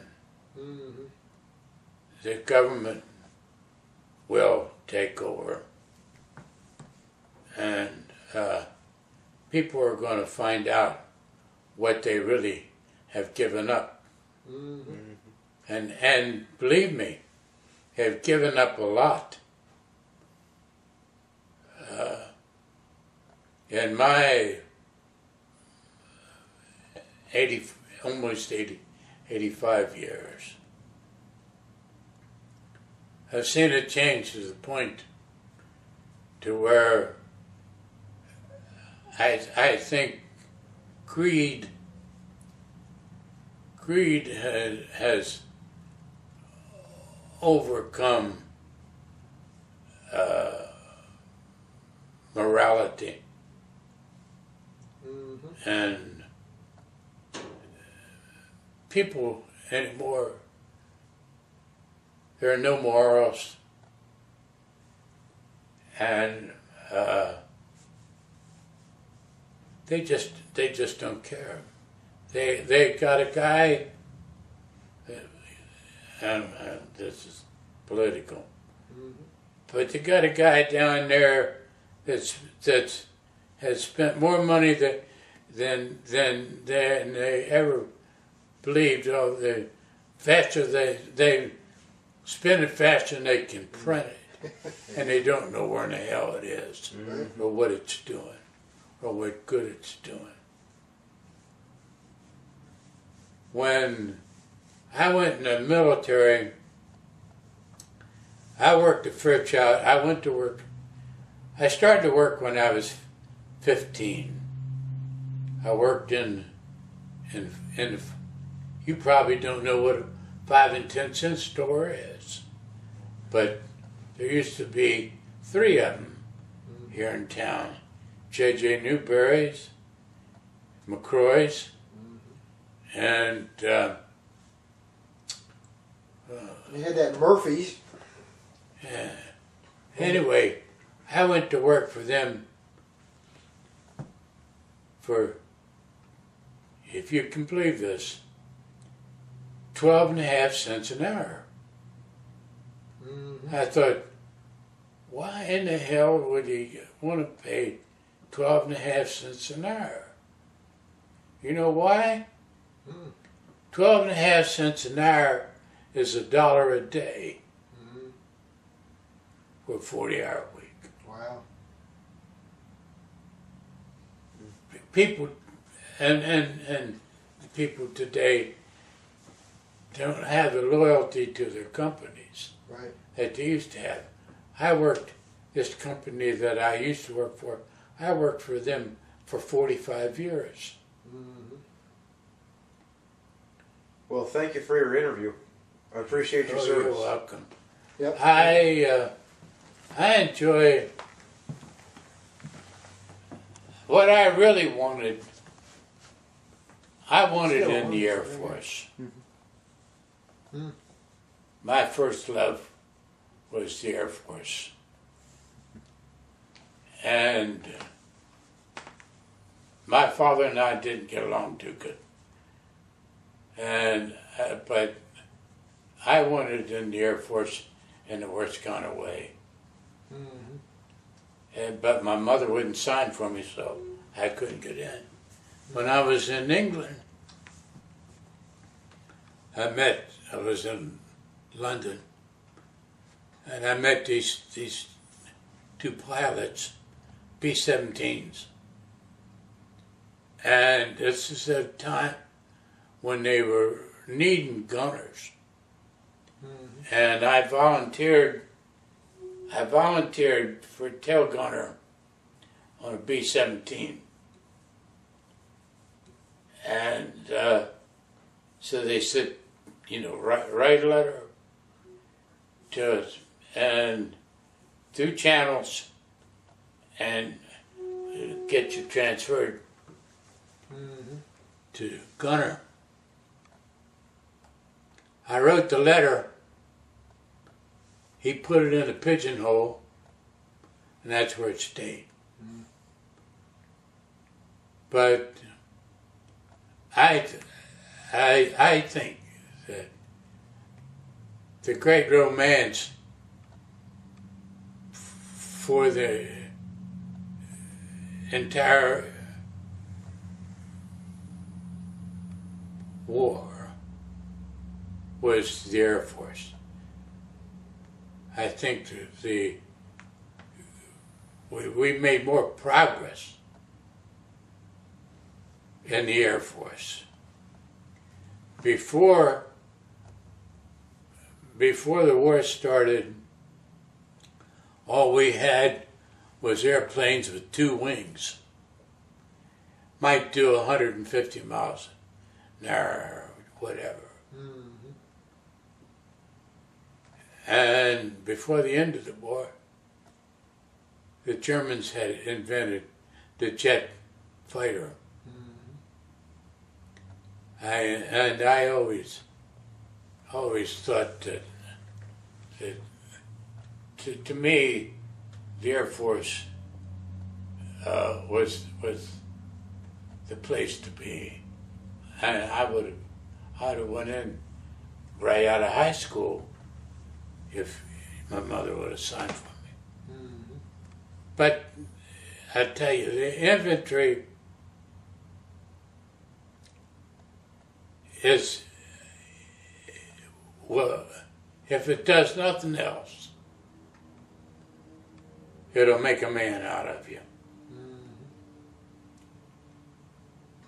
You'll learn a lot of things. One thing that you'll learn is discipline, which we have very little of today. Mm-hmm. It's just like I used to tell my guys. When we come in to attack, or if we're attacked, when I run, you run. Mm-hmm. If you run and I don't, if a German bullet doesn't get you, mine will. Mm-hmm. I never had anybody to run. Mm-hmm.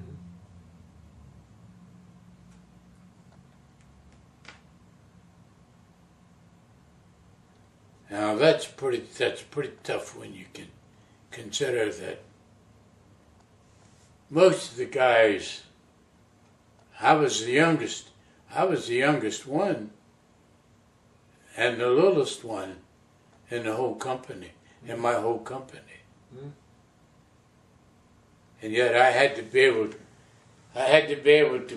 to in order to earn my expert infantry badge, one of the things I had to be able to do was to pick up any man in the company off the ground dead weight, pick him up, carry him across my shoulders, and run 100 yards. Mm-hmm.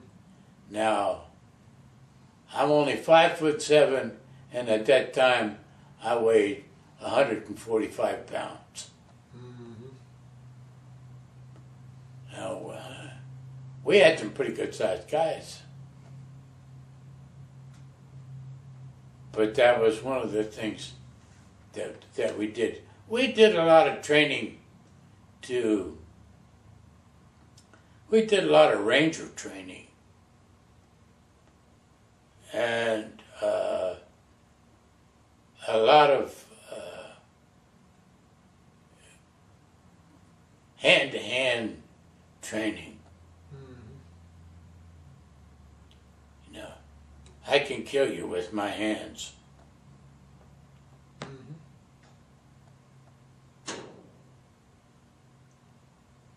And but it was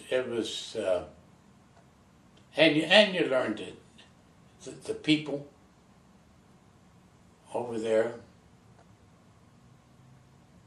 I liked the British people. I detest the French. Mm-hmm. And I didn't much care for the people in Belgium and Holland, either one. Some white German than anything. Mm-hmm. But I think I prided myself on being a good soldier. Mm-hmm. And I think that I was a good soldier. I couldn't have lasted as long as I did if I wasn't. Mm-hmm.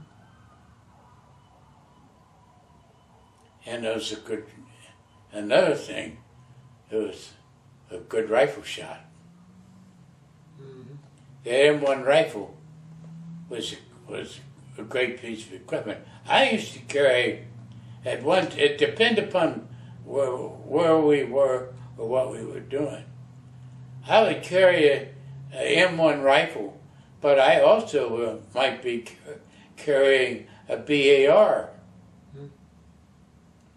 If we were getting into, like they are over there today, in house-to-house fighting, Mm-hmm. I would carry a BAR. Because he could take that BAR, you could have, a lot of times, it'd be a fortified house. And of course, the windows is where the machine guns would be. Mm-hmm. I could get in downstairs. I'd work my way in downstairs. And I know about where you're standing with that gun upstairs. Mm-hmm. I'd take that BAR and go right up through the floor, Mm-hmm. and take them out. Mm-hmm.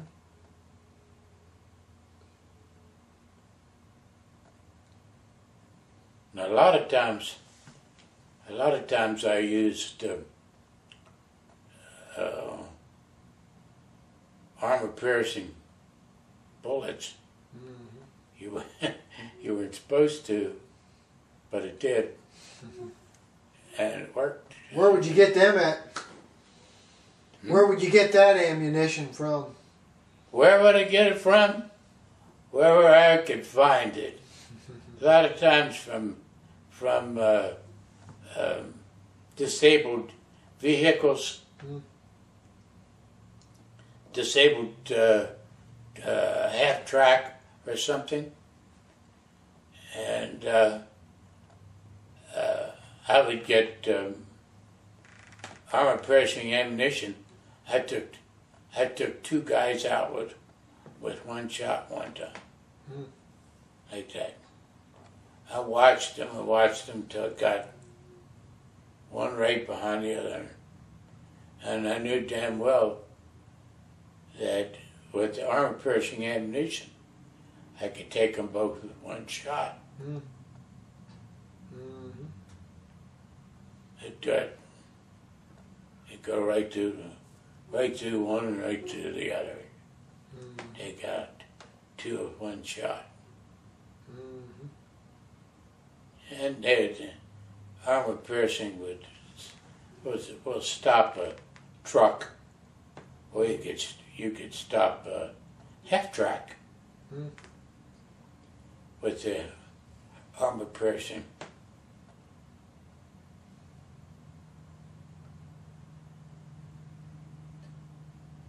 Now, going through all of that, where do you think you got your strength? Where did you get your strength to go through that whole period of time? Where did I get my strength? Yeah. Is that what you said? Yeah.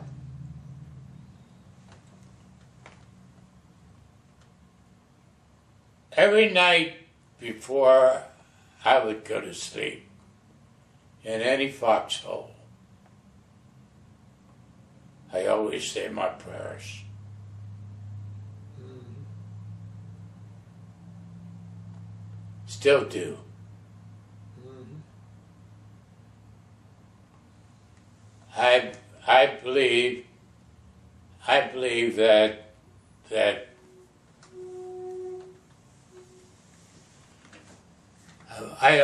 I'm a Presbyterian, And I believe that the good Lord was looking out for me. Mm-hmm. If he wouldn't have, I had so many close calls that I'd never made it. Right.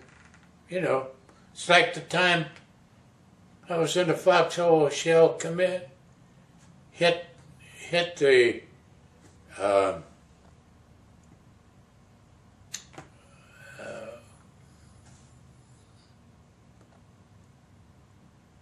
wall, or the where they over in France, where they had these each one of the fields were walled in. This damn shell come in, hit the wall, pushed the whole thing over and buried me in the foxhole.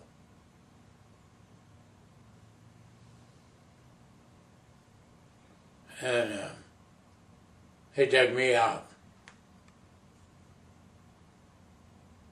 So I believe that I think that the good Lord was protecting me. Mm-hmm. Another time we were on a mission. I was crossing a field. I was looking for a guy that harassing us with fire. They caught us. I never should have been there, but we were crossing this field in a self-propelled 88 and a pom-pom. Now, pom-pom was like a half-track, had 4 guns. It cut loose on us with the 88 and the pom-poms. And it flattened out. That 188 came so close that when it hit the ground in front of me and exploded, I could feel the heat from the shell when it exploded. Mm-hmm. I could feel the heat in my face. Never touched me.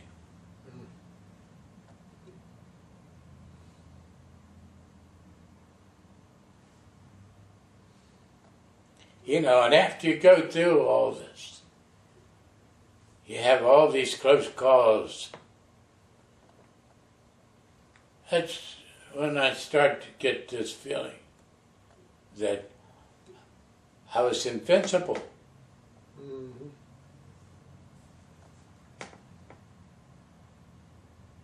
And I would have been if that lieutenant hadn't have done what he did. Mm-hmm.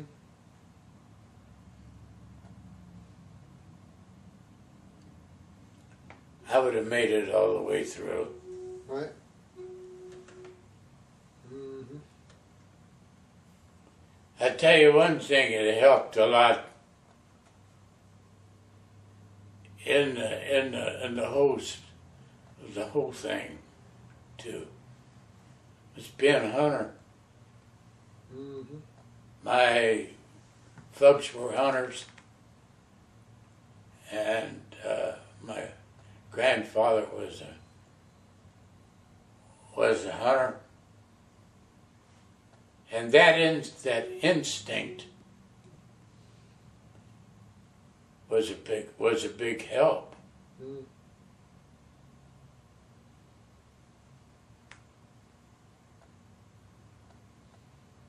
And sometimes you could hear things like, you know, this just doesn't sound right.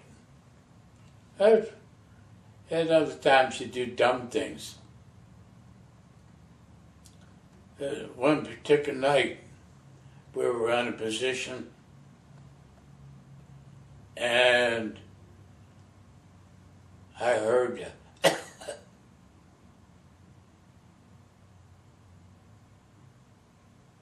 sound like a person coughing. So I just took a hand grenade out, pulled the pin, counted 1, 2, 3, throwed it up over the hedgerow, hit the ground at 4, exploded. So the next morning,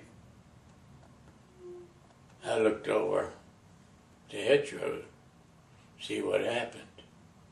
There laid a dead cow.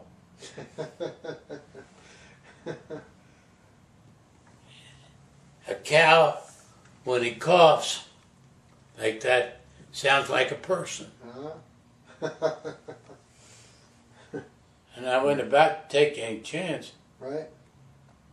But it sounded like a person. Mm-hmm.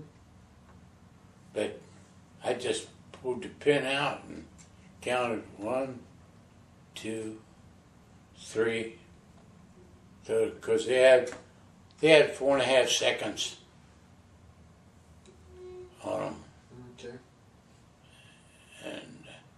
And that's why I cut all the fuses on the Bangalore's or whatever at 4.5 seconds, because that's what I was used to. Mm-hmm. But we took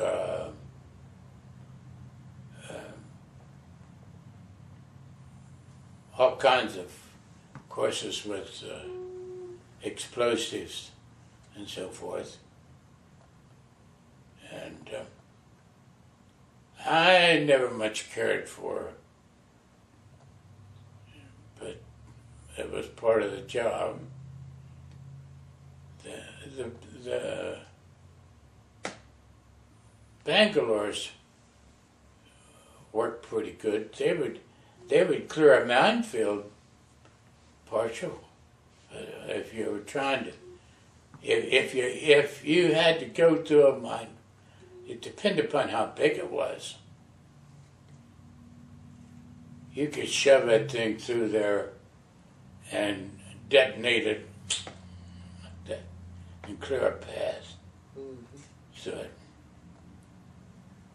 How far out could you extend those and blow it up at one time? What Bangalore. Bangalore forward torpedo, like I said, was I think they were probably about 4 feet long, pretty close to it. Mm-hmm. Weighed 15 pounds. And how many of those could you put together? Oh, I could put as many as I could get. You could put 6, 8, 10, because what you had was what they called sympathetic detonation. So when one exploded, they all exploded. The sympathetic detonation.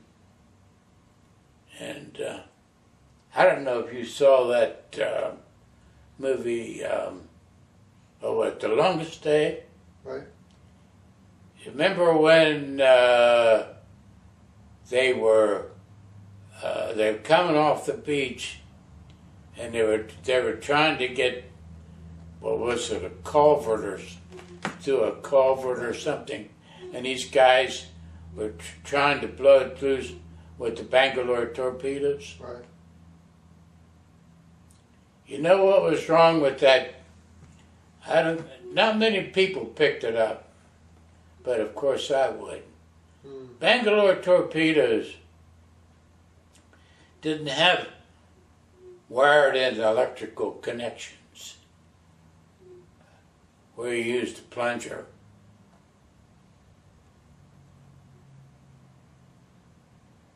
The guy messed up there. All he had was a hole in the end of the tube where you put the detonator, and that's what set it off.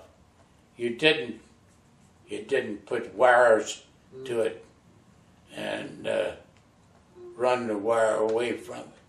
and set it off with the plunger.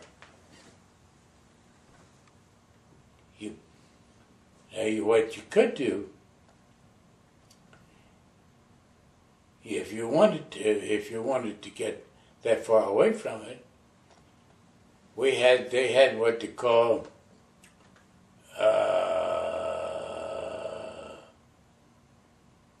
we call it black snake. It was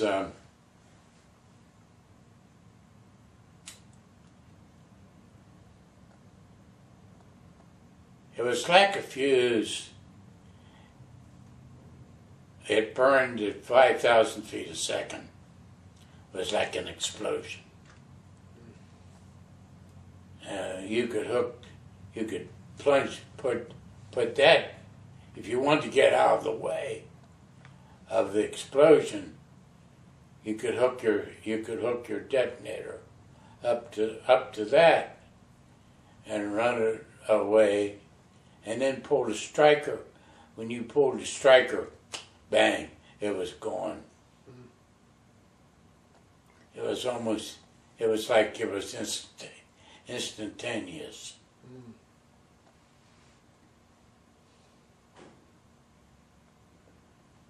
Are any of the movies anywhere close as far as like The Longest Day or Saving Private Ryan? Or I saw that Saving Private Ryan. That was a little far-fetched. In the first place,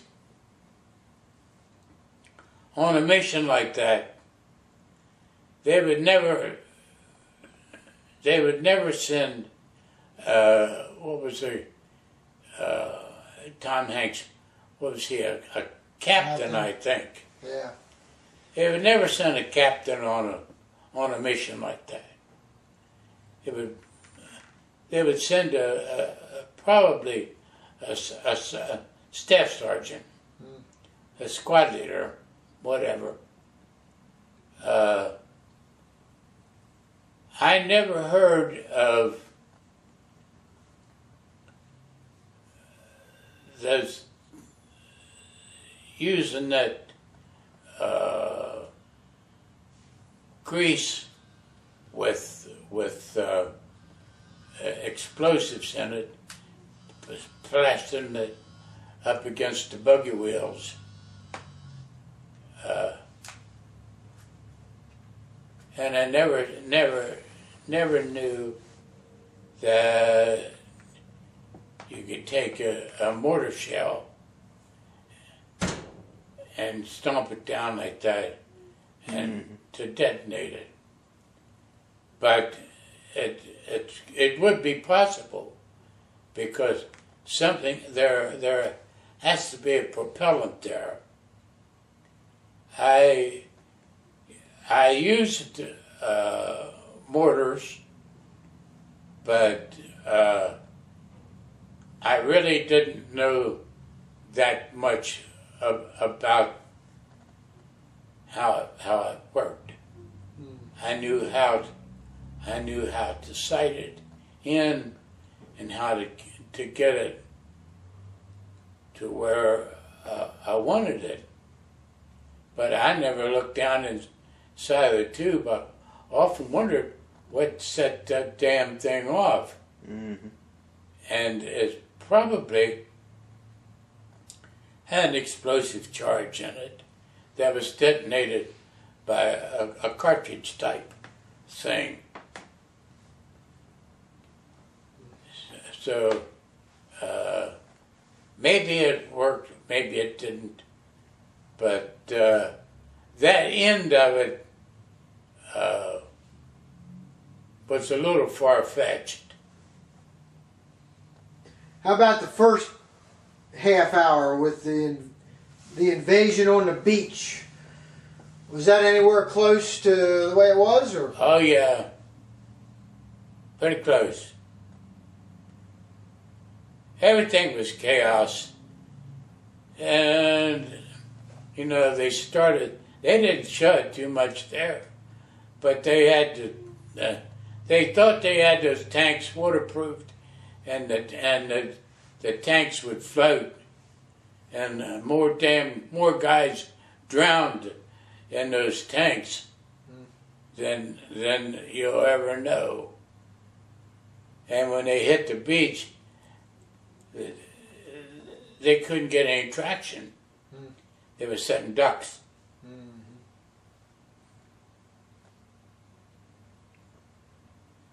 The only thing that moved on that beach was your 2 feet.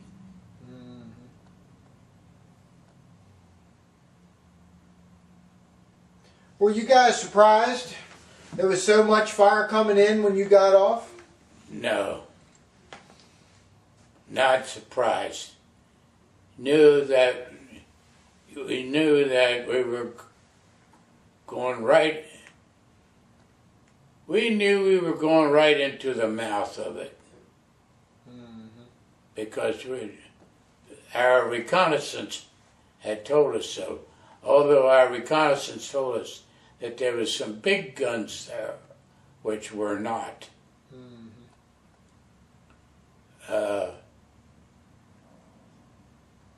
They had, when the aircraft came over, to bomb it, they missed the damn beach by about 12 miles. Yeah. It would have made it a hell of a lot easier if instead of, this is the beach, instead of coming into the beach like this, if they'd have came this way and dropped their bombs, they wouldn't have missed it. But when they came this way, they missed it. They missed the beach by about 12 miles, like that. There wasn't a damn bomb crater on the beach. Isn't that something? The only thing that helped was from the big guns from the ships.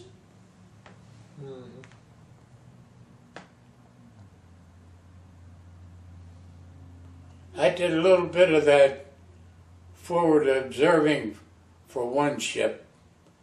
No, we had a target that they were trying to get, and I was in a position that I could see where it was, and it was a destroyer, and as he rode him in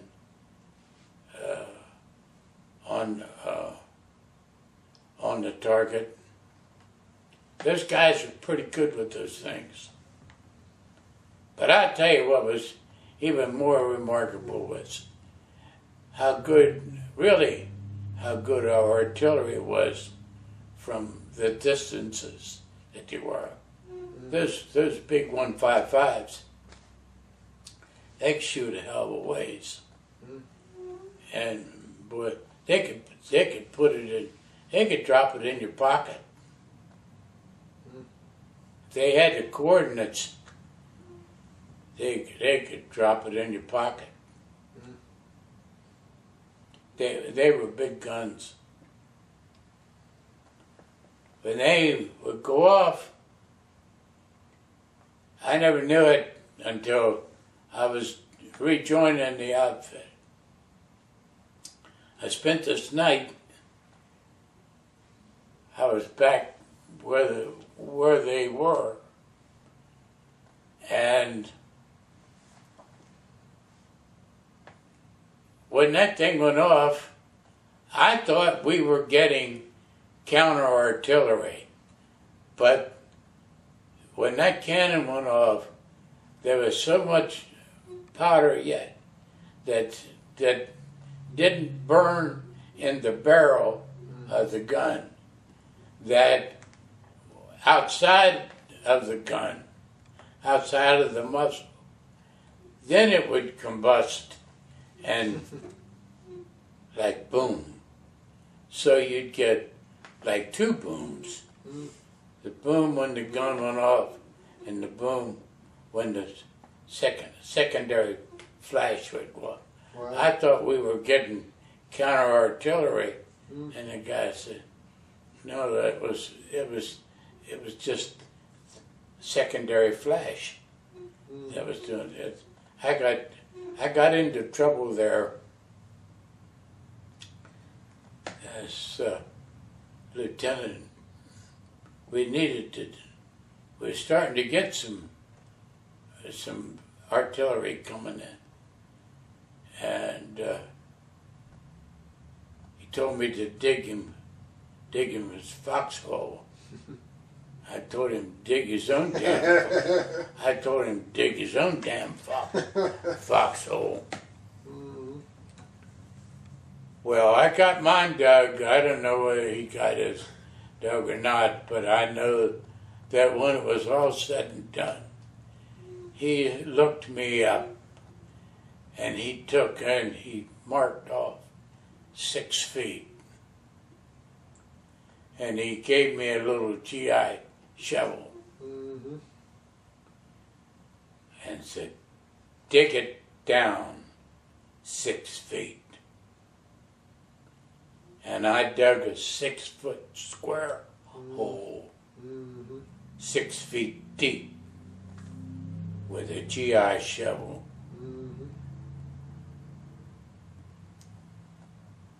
Then he said, "Cover it up." Naturally. It was a good thing that I was transferred out of there then, because he wouldn't have made it. Right.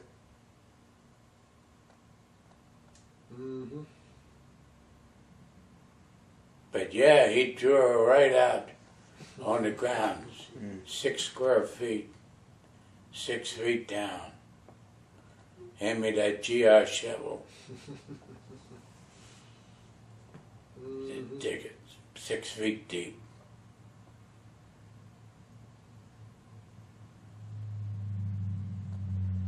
What'd you think of the higher command?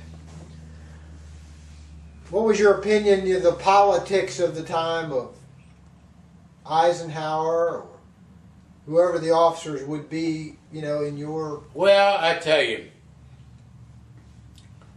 I think Eisenhower, I think Eisenhower was all right. He was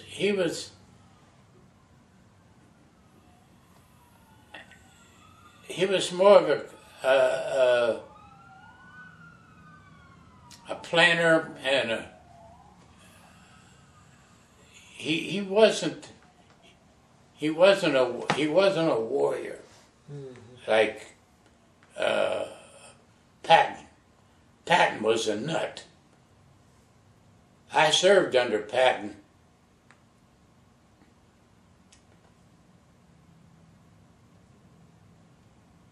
Our blood and his guts. I served under Patton. I was in the 1st, 3rd, and 9th Armies. And I think that he was smart enough to surround himself with knowledgeable people. But, they all did dumb things. It was just like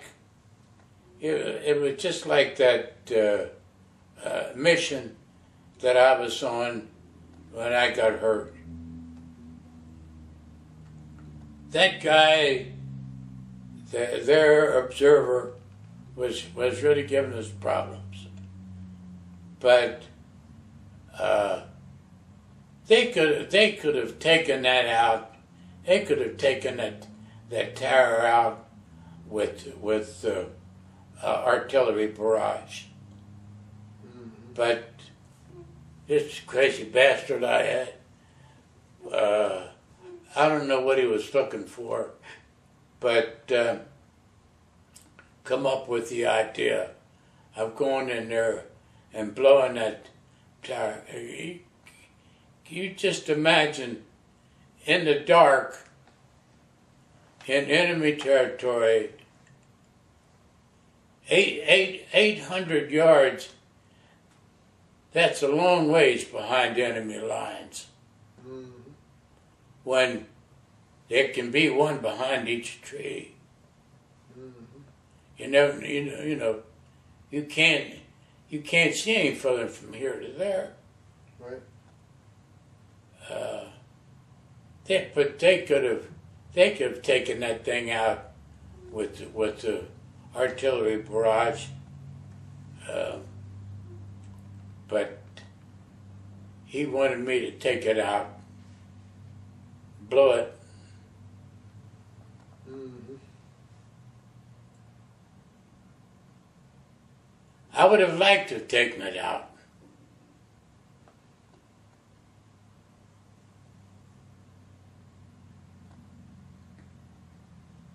Because I saw it when we were in that plane. We were circling around. I was in that little plane. They wouldn't let me take my rifle with me. But I had a bunch of hand grenades in my shirt. And as we'd circle around, I'd pull a pin out and drop a grenade here and there. Mm-hmm. But I would have liked to. I would have liked to have taken it out. Mm-hmm. And I could have taken it out. That thermite would go through that steel like a hot knife through butter. Mm. It'll burn anything.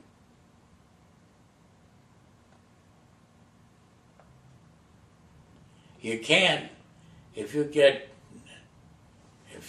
that, it's like white phosphorus. You get it on your hands.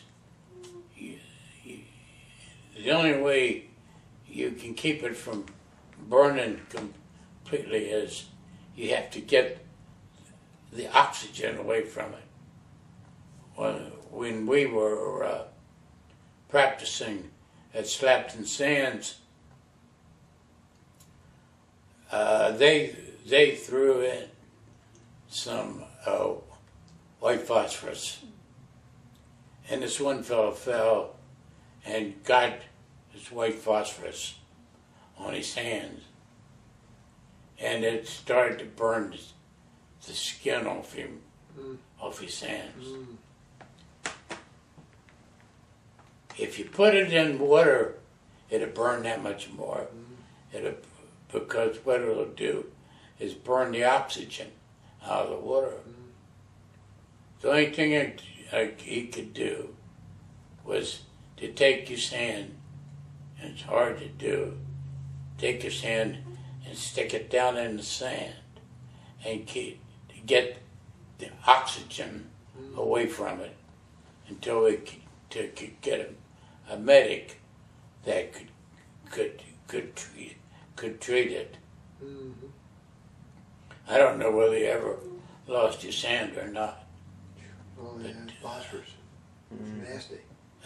But that's pretty wicked stuff.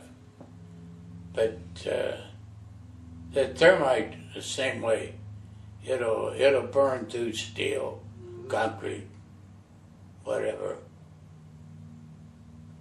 And we could have put that. If it had been steel beams, we could have put the thermite against that steel and burned it out on one side so it would fall away. Did you ever get to use that thermite any other time? No.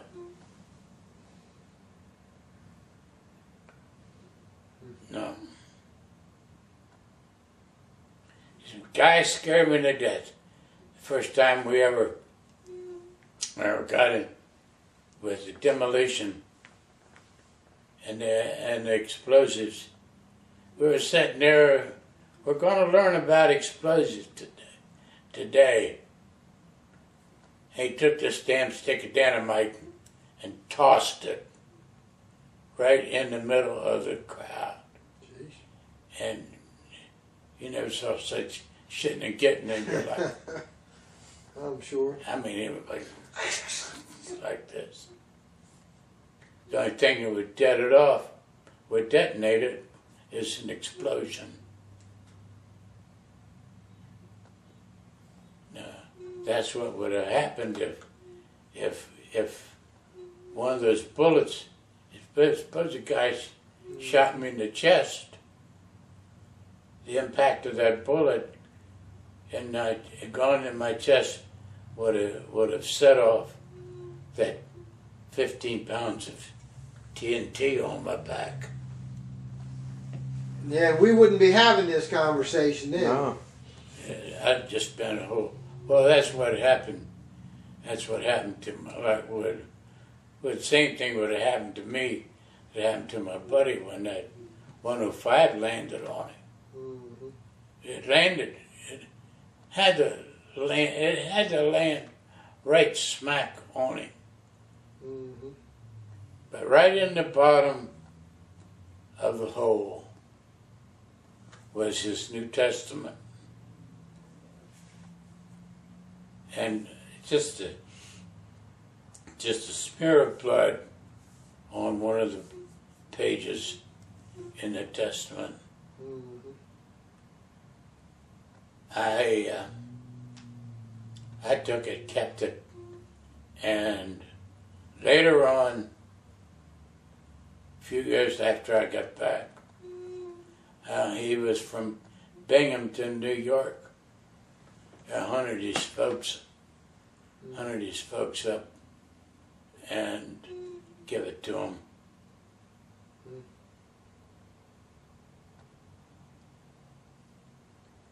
They sent a casket back. They said they thought his body was in it, but it wasn't. There was nothing left of him.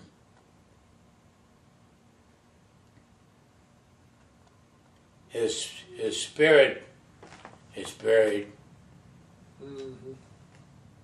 but his parts are in France.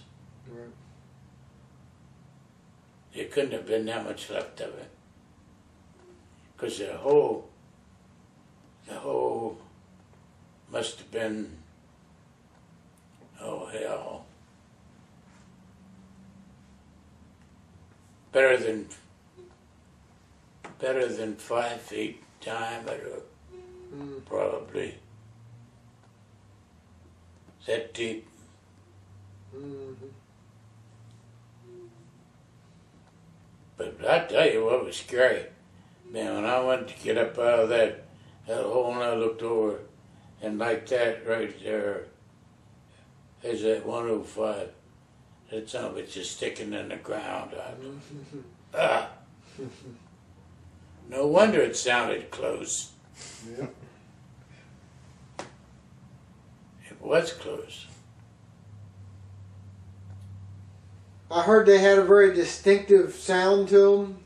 Yeah. The shells. Yeah. Yeah, that. Hell, you know, you could make this different sounds of things. There used to be an airplane that would fly over every night. German observation plane. I didn't know it, but they said it had a diesel engine in it. And I didn't know they made diesel engines for airplanes, but this airplane apparently did. Right. It had an entirely different sound, but it would fly over every night. You could tell the difference. You could tell the difference in the same way with the guns. You could tell the difference in the gun. What it was, what it wasn't. the rifle, and of course the machine gun. That's one thing they did do, was they used the same ammunition, just like we did with our light machine gun. Used the same ammunition.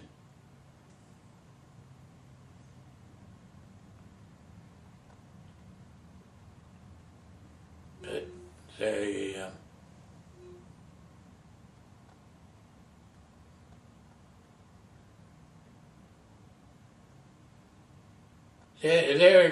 equipment, that Tiger tank was a mean piece of equipment. But with that 88 gun on there, you know, the 88 gun was originally designed to be an anti-aircraft gun.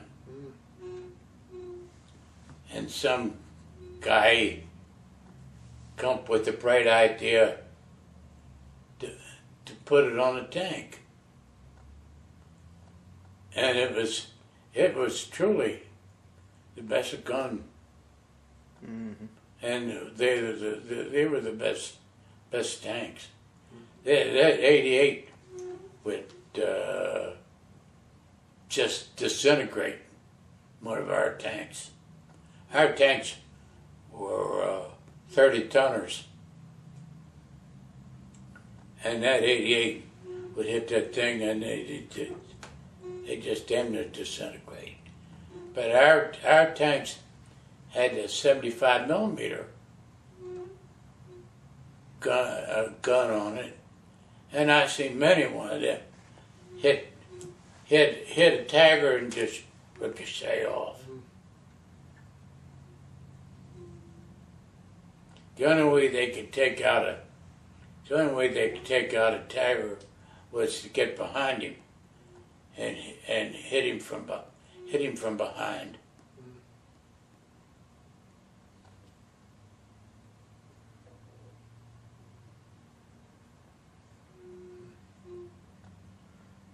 Oh, any more questions? No, I think I'm done. All right. Do you have any closing remarks? Any closing remarks or any last thoughts? Got any what? Any final thoughts? No, not really. Well, we certainly appreciate your time. Yep. Thank you very much. I don't know if I did you any good or not. I think you did immensely. You did more good than you could imagine.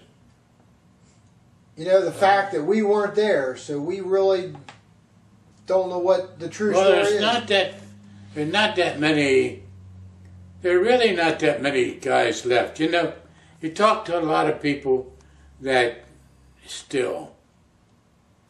were in the military at that time, and regardless of what they did,